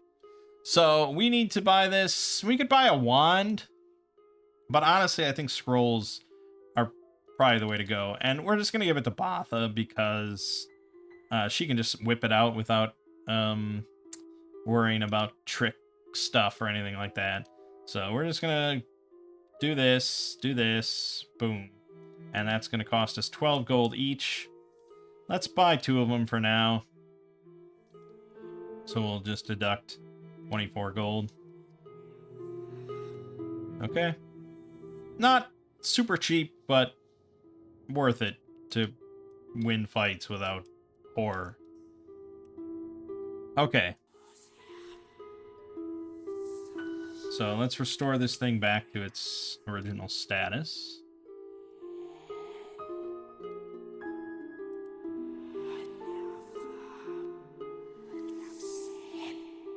There you go. Okay, and yeah, I mean, we're just gonna go back into the fight. She's gonna have the scroll in hand. So she's gonna swap out her Wand of Heal for the moment. Well, yeah, well, no, okay. Can she just No, she can't change grip one-handed.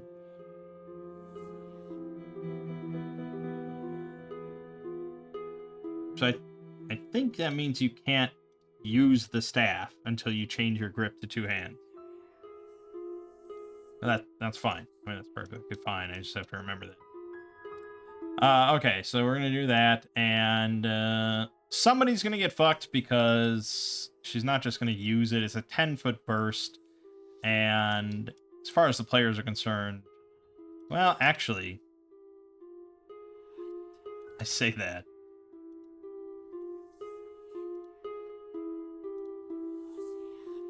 Ten-foot burst. You're not gonna give me a 10-foot burst? Fuck. It's so easy when they do it. I don't have a 10-foot burst. Okay, so this is 10 feet. So it's 3 squares by 3 squares. So, yeah, I mean, we could put it right here and probably get it, but I'd hate to waste 12 gold.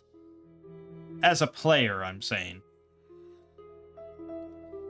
if only for it to be like here, you know, or here in the corner or something. Like, you just don't know. So, yeah, wait. I would say wait. Okay, so this is our... We're going to go in here. And I don't know where it would exactly... And probably, you know, probably like right here, to be honest. Would it...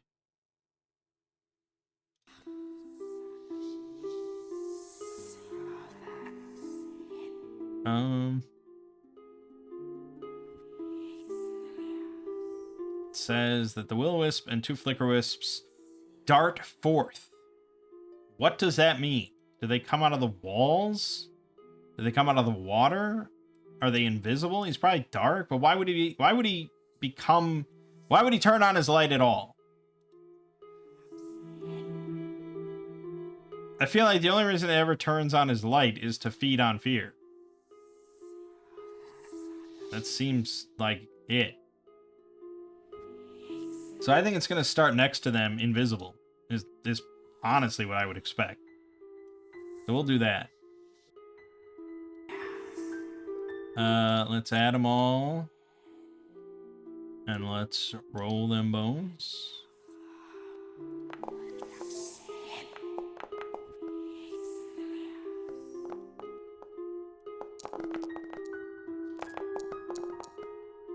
Begin encounter.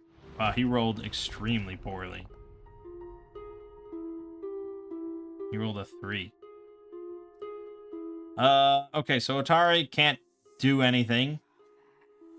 The creature is undetected. It's invisible, so he can't do anything. Botha can't do anything. And I would say still probably unclear as to where it is, but maybe a safer bet. We do occupy some squares, so we know it can't occupy those. So she'll place it down. Yeah. Okay, so there's Fairy Fire. So it's just concealed now. So it's visible. It's visible, but it is concealed, which is now a DC 5 flat check to hit it. Which is a lot better than not being able to ever hit it. So that cost her 2 actions. I don't think there's much else to do. I guess she'll regrip her staff now. As one does. Alright, Garziel. You see him. Now to target him with anything. Anything? Any sort of targeted effect of any kind? Is that what we're saying? Targeting you with an attack, spell, or other effect. Well, other effect is pretty broad. So ideally you use non-targeted stuff. But, I guess the first thing I would do... I mean, the first thing we'll do is raise our shield, because we know we want that. The second thing I would do... Demoralize? Yeah, probably demoralize. So let's get a flat check for that. Roll the 2. No demoralize happens. It is, though... I did technically... Actually, I don't know.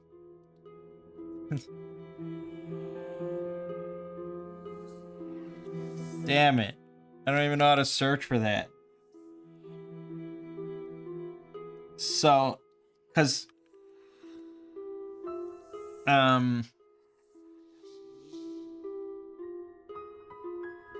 It says, a creature you're concealed from must succeed at the flat check when targeting you with an attack spell or other effect. If the check fails, you aren't affected. He's not affected, which means he's not hit with the immunity either, because he's not affected in any way. It's not that the effect fails. It's not a failed roll.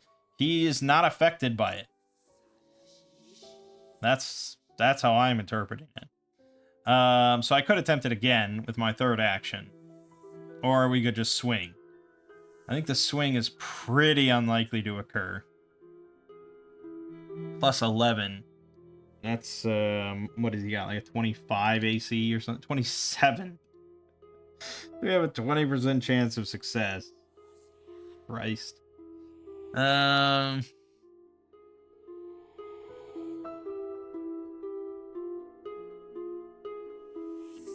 No, I'll do a demoralize again as my third action. 1. Okay. That, not a critical, I mean, that's just a flat check. It doesn't matter. Okay, Wibble. Devise that stratagem, my friend. You need a very high roll. Not a 3. Thank you for playing. I will also attempt to demoralize.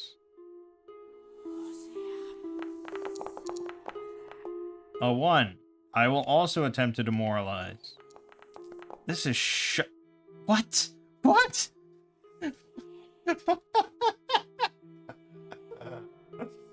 Oh my god.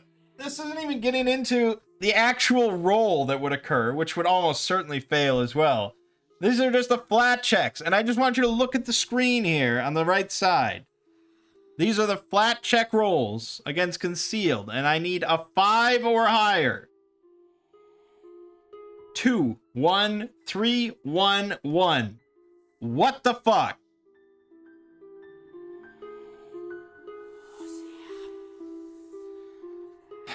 Yeah,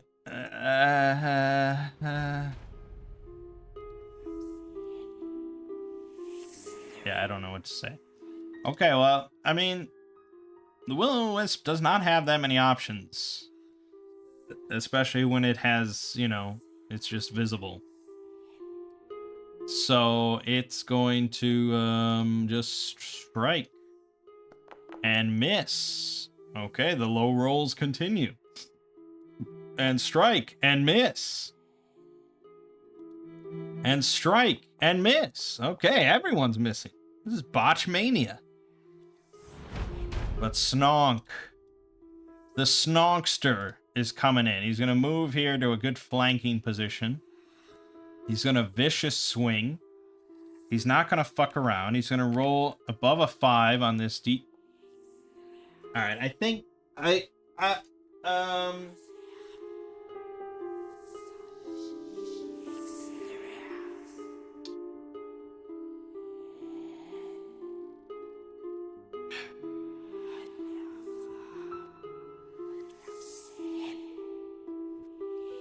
you remember I said before that, like, if you were playing at a table with a group of people and this occurred, like this string of events, you'd all be kind of just laughing at it because it's so fucking ridiculous. Like, it would just be, it would transcend from frustrating to funny because you're in a group setting. But when you're playing solo, like a video game sort of context, it never leaves the fucking frustrating territory.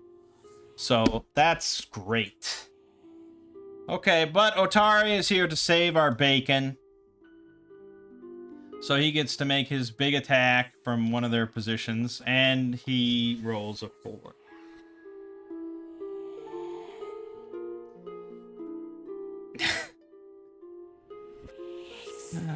Oh, God. What the fuck?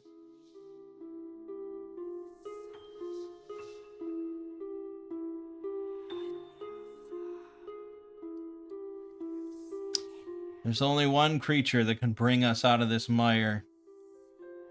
And that is Scave Corpion himself.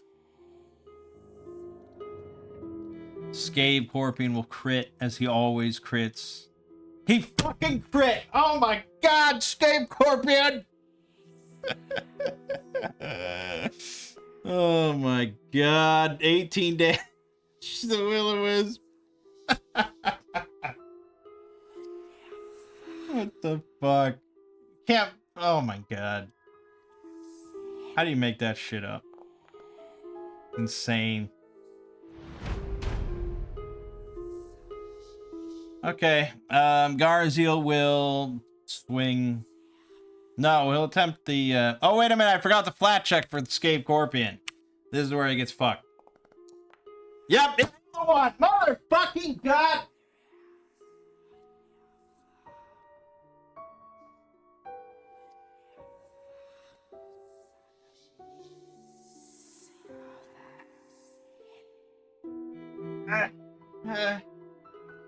I, I, I don't know, man. I don't know if I can. I don't know if I can persevere through this sort of adversity. This is insane. And Garziel just rolled a 4.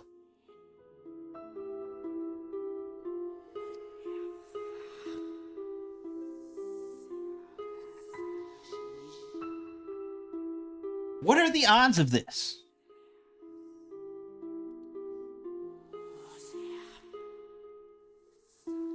I mean,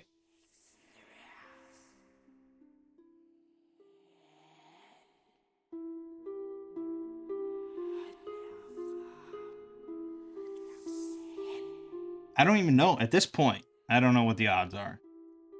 Extremely slim.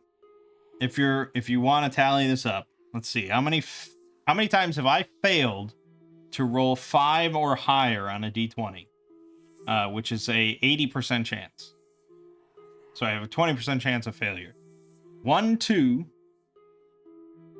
3, 4, 5, 6, 7, 8 times so far. So 8 times I've failed an 80% check.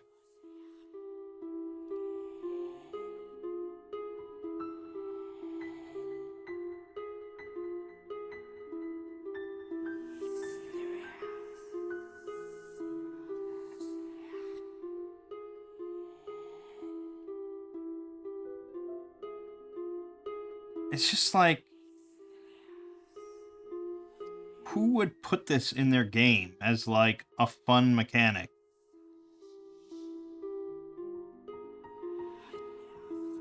And like 80%, it's like, well, you know, it's going to come up a few times maybe. It's not going to be a big deal.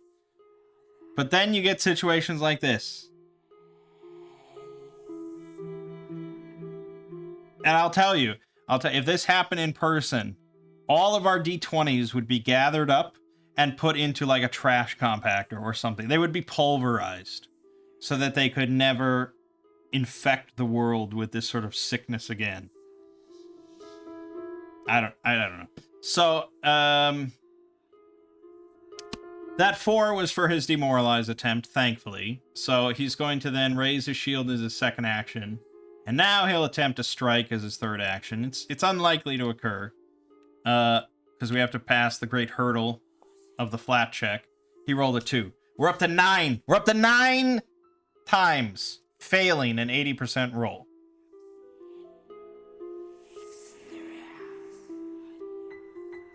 Is there like a probability calculator that I can find that will tell me? Probably.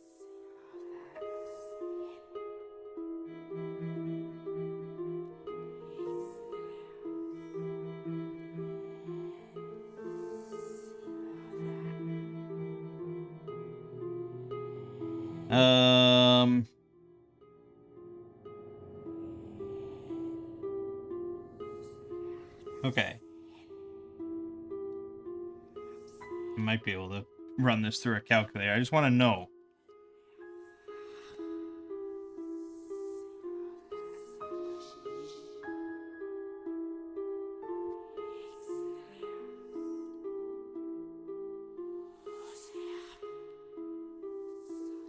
Okay, so I'm at 0.2 9 times. I just want to know, man. Probability of B occurring 9 times. It has it's one of those numbers that has an E in it, which usually means that it's really low or high. I don't know. I need a better. There's probably one for just like D20s, it'll tell me.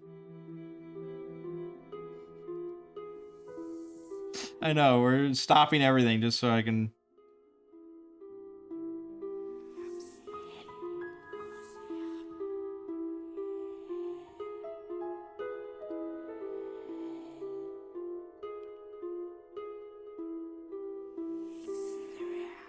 What a shitty dice calculator.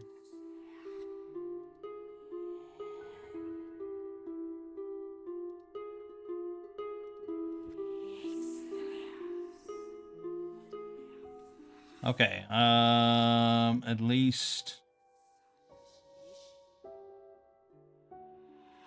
all dice, less than or equal to 4? Is that what I'm trying to find out? What are the odds of that on 9 dice? Okay, yeah, here, perfect. Probability that all 9 dice turn up 4 or less. This is the probability. 0.000051200 or 0.0001%. Or 1 in 1,953,125. Fucking fantastic.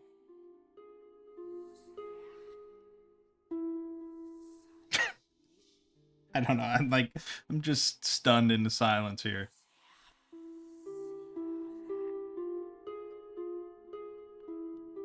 Okay. Well, that was Wibble's turn. Or that was Garziel's turn. So now it's Wibble's turn. Let's try it again. Devise a stratagem. Now, I don't know if I have to roll the flat check for devise a stratagem. Didn't we find that out that I did actually have to roll? Because I'm targeting with it?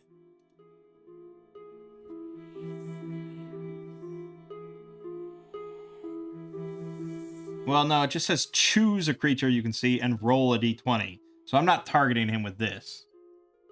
I don't know where we came down on that, but we're moving on. He rolled a 19. It's fantastic. It's not going to be a crit, but it will hit. So we do have to fire the gun and roll our flat check. Oh, thank God. We finally broke the streak when it mattered. Okay, so he does get to shoot. Huzzah. And he rolled decently well. 16 damage. We're on the board. Insane. Okay, he's just gonna keep wailing on Garziel. He missed! Oh my goodness. That's such a good feeling. Oh, well, he hit once. But with everything that's been going on, we need some slight wins here. 19 damage to Garziel from that. And a +7. Also a miss. Okay, Snonk Broadmaw. We're going to put it all on the Vicious Strike. Let's roll the flat check. 5. Good enough! The winds are changing. Roll the +13 now. Of course it's a critical miss. The winds are not changing. Alright, we'll do the follow-up attack. Also, so now we're passing all the flat checks, but, you know, we can't actually hit the damn thing. Okay, Otari gets to go. He's going to attempt the flat check. Here we go. Good, no problem. Excellent. He's almost certainly gonna... God damn it! He has to roll an 8 or better. Vatha will, of course, tell Scave Corpian to go in and swing, and I don't think we'll get a repeat of the luck. Pretty remarkable. Yeah. And then Vatha will heal Garziel with her staff.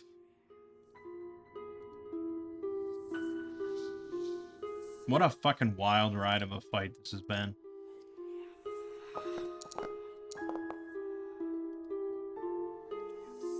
Garziel gets to go.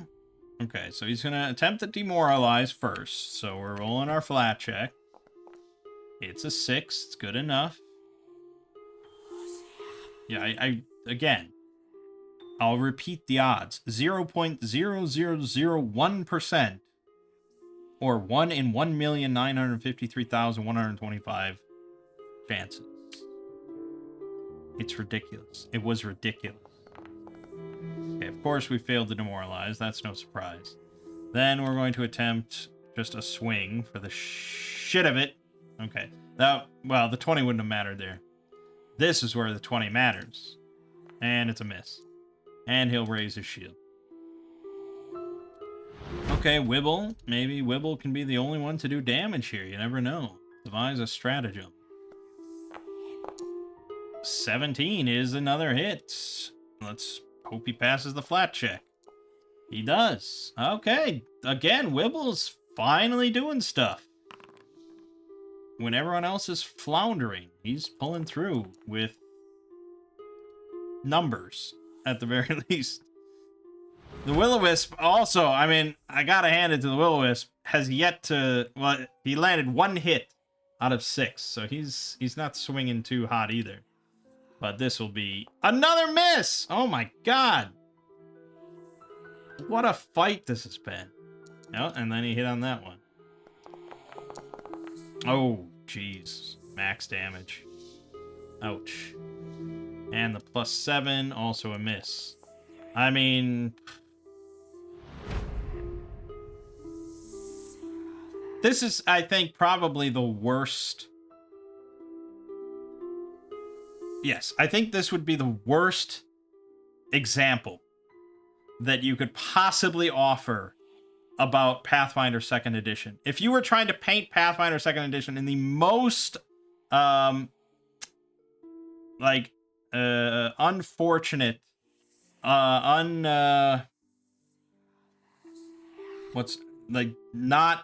the least generous light, this would be the fight that you would show off. Because it's just fucking miserable. And it's like, so we're all just trying to just wail on each other. And everyone's fucking missing or failing or doing almost nothing. No one is doing anything interesting. And it's just shit. Okay, Snog missed his vicious strike. So that does account for the multiple attack penalty. So he doesn't have much else to do. He can swing just on the off chance that he gets a crit. But, certainly not likely. Critical miss. That's likely. Okay, but Atari gets another chance here. A lot rides on his flat check. Oh, he rolled a 1, by the way. If you're not paying too much attention here, he just rolled a 1 on his flat check, so that's the end of that. And now Batha will heal Garziel again, because we keep going round and round in the worst combat that possibly could occur in Pathfinder.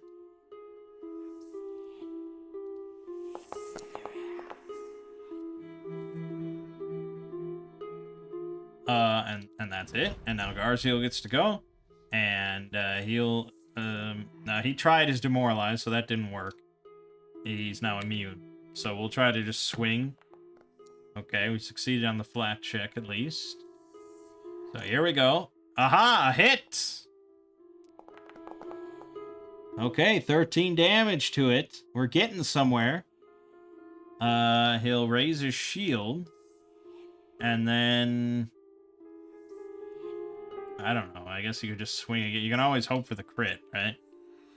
So flat check is a 4. Another failure. Alright, Wibble. Now, Wibble, you've been doing great so far. Let's finish strong. Okay, passed. Oh, no, that was the fucking stratagem. Damn it! That's not gonna work.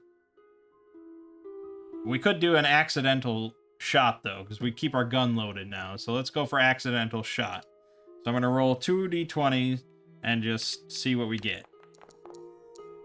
A 1 and a 3.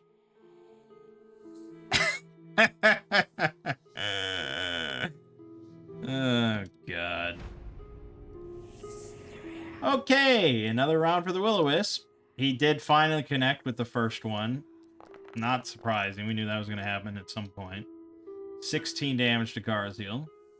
Then a follow-up. a crit. That's no good.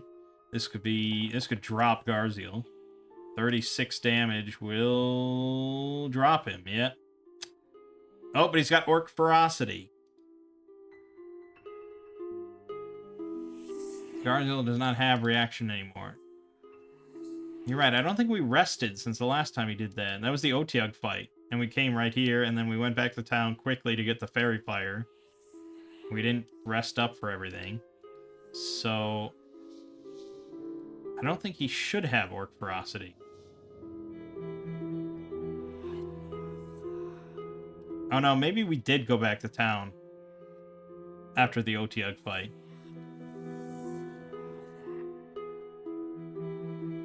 Well, he's either at 1 HP or he's not. Why are you putting him at dying if he's at 1 HP? I think we maybe did go rest up after the Otyugh fight.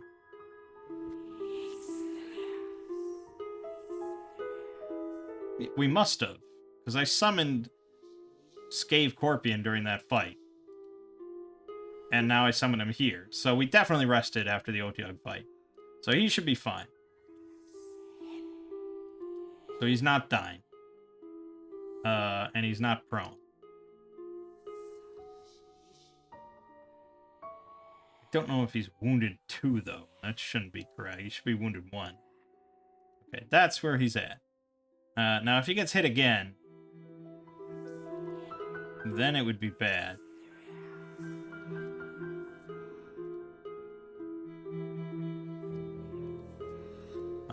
So then the third attack is the +7, which is a critical miss. Okay, good. All right, Snog, just end it, buddy. All you got to do is just roll this thing and roll higher than a 5. There you go. You rolled a 20. Not when I would want to roll a 20, but it's fine. And now we're going to Vicious Swing and get it out there. And you missed. You rolled a 7. Okay, well, you're going to try again, because you might roll a 20. You might roll a 20 on this +3. You didn't, but you could have. Okay. Otari. Otari could definitely end this. No doubt about it. He's going to roll this flat check. And he rolled an 8. Okay. It's promising. This is promising. Oh, he crit. He rolled a 20. It's all over. 36 damage. It's done. Dude, oh my god. Like, when you see Otari and you hear that, like, oh, he's going to be helping you by making a ranged attack at +19 that does 3d6 +6 damage, and you're like, holy shit, this fight's going to be fucking easy. No. No, it won't. Oh my god. Yeah, I think that's our victor for worst battle so far. Okay, so it's worth 120 XP, not 240. So if we remove Otari, oh yeah, we still have to bump it up. So we killed the Flicker Wisps. So end the encounter. It's a severe encounter, 120 to everybody. Well deserved, well earned. We're over halfway to level 5. Otari's role is to present the tasks necessary to pass the spectral seal and reach the lower levels of the Abomination vaults. Once the heroes encounter Otari's ghost and drive off the wisps that torment him, he relates his tale of woe as outlined here. Oh gosh, that's a lot of text to read.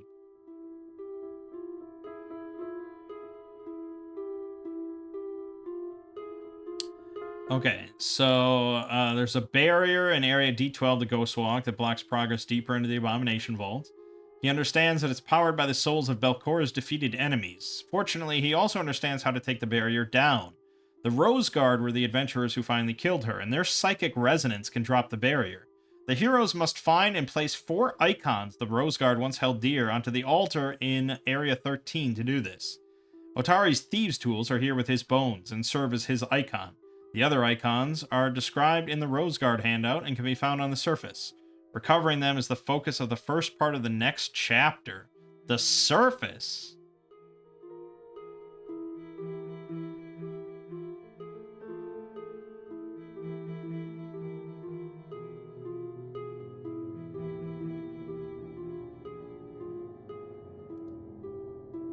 Okay.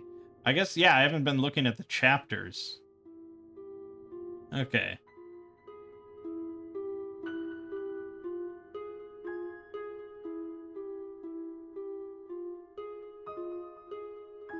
Alright, well, we get his equipment. That's all I care about. So we get a Dagger of Venom. Serrated blade, +1 striking dagger.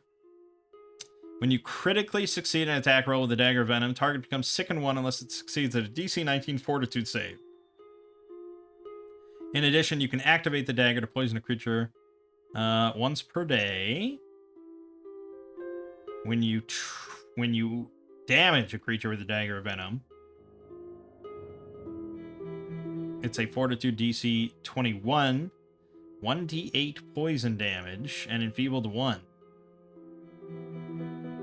So they'd have to roll that every round if they get hit with it.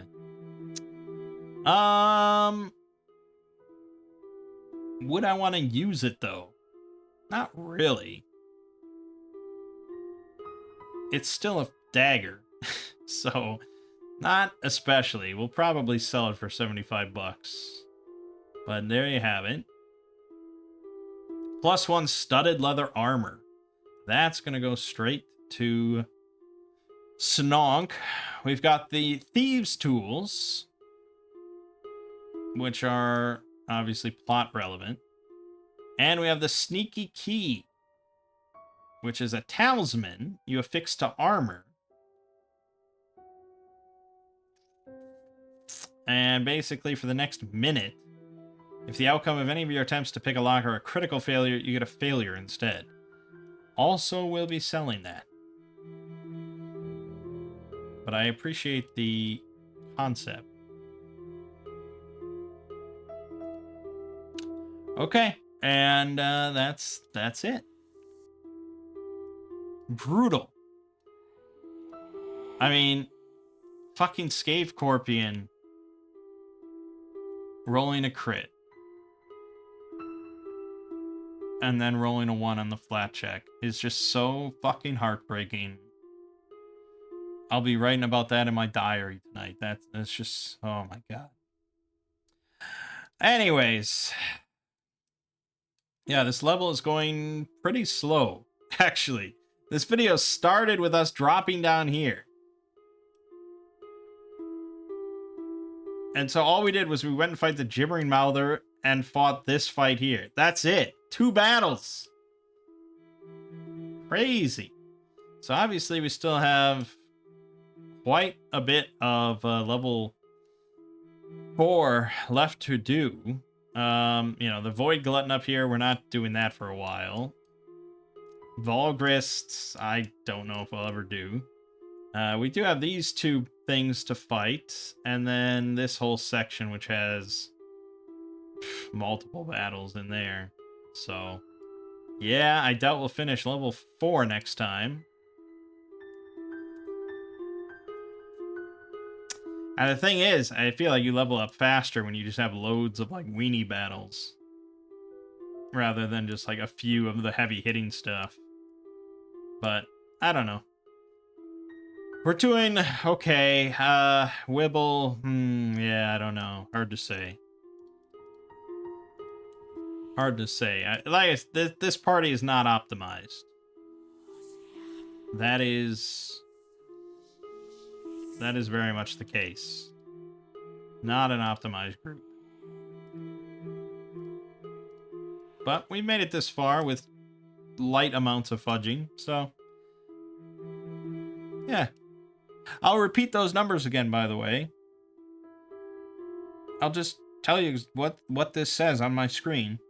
Probability that all nine dice turn up 4 or less, 0.00000051200. 1 in 1,953,125.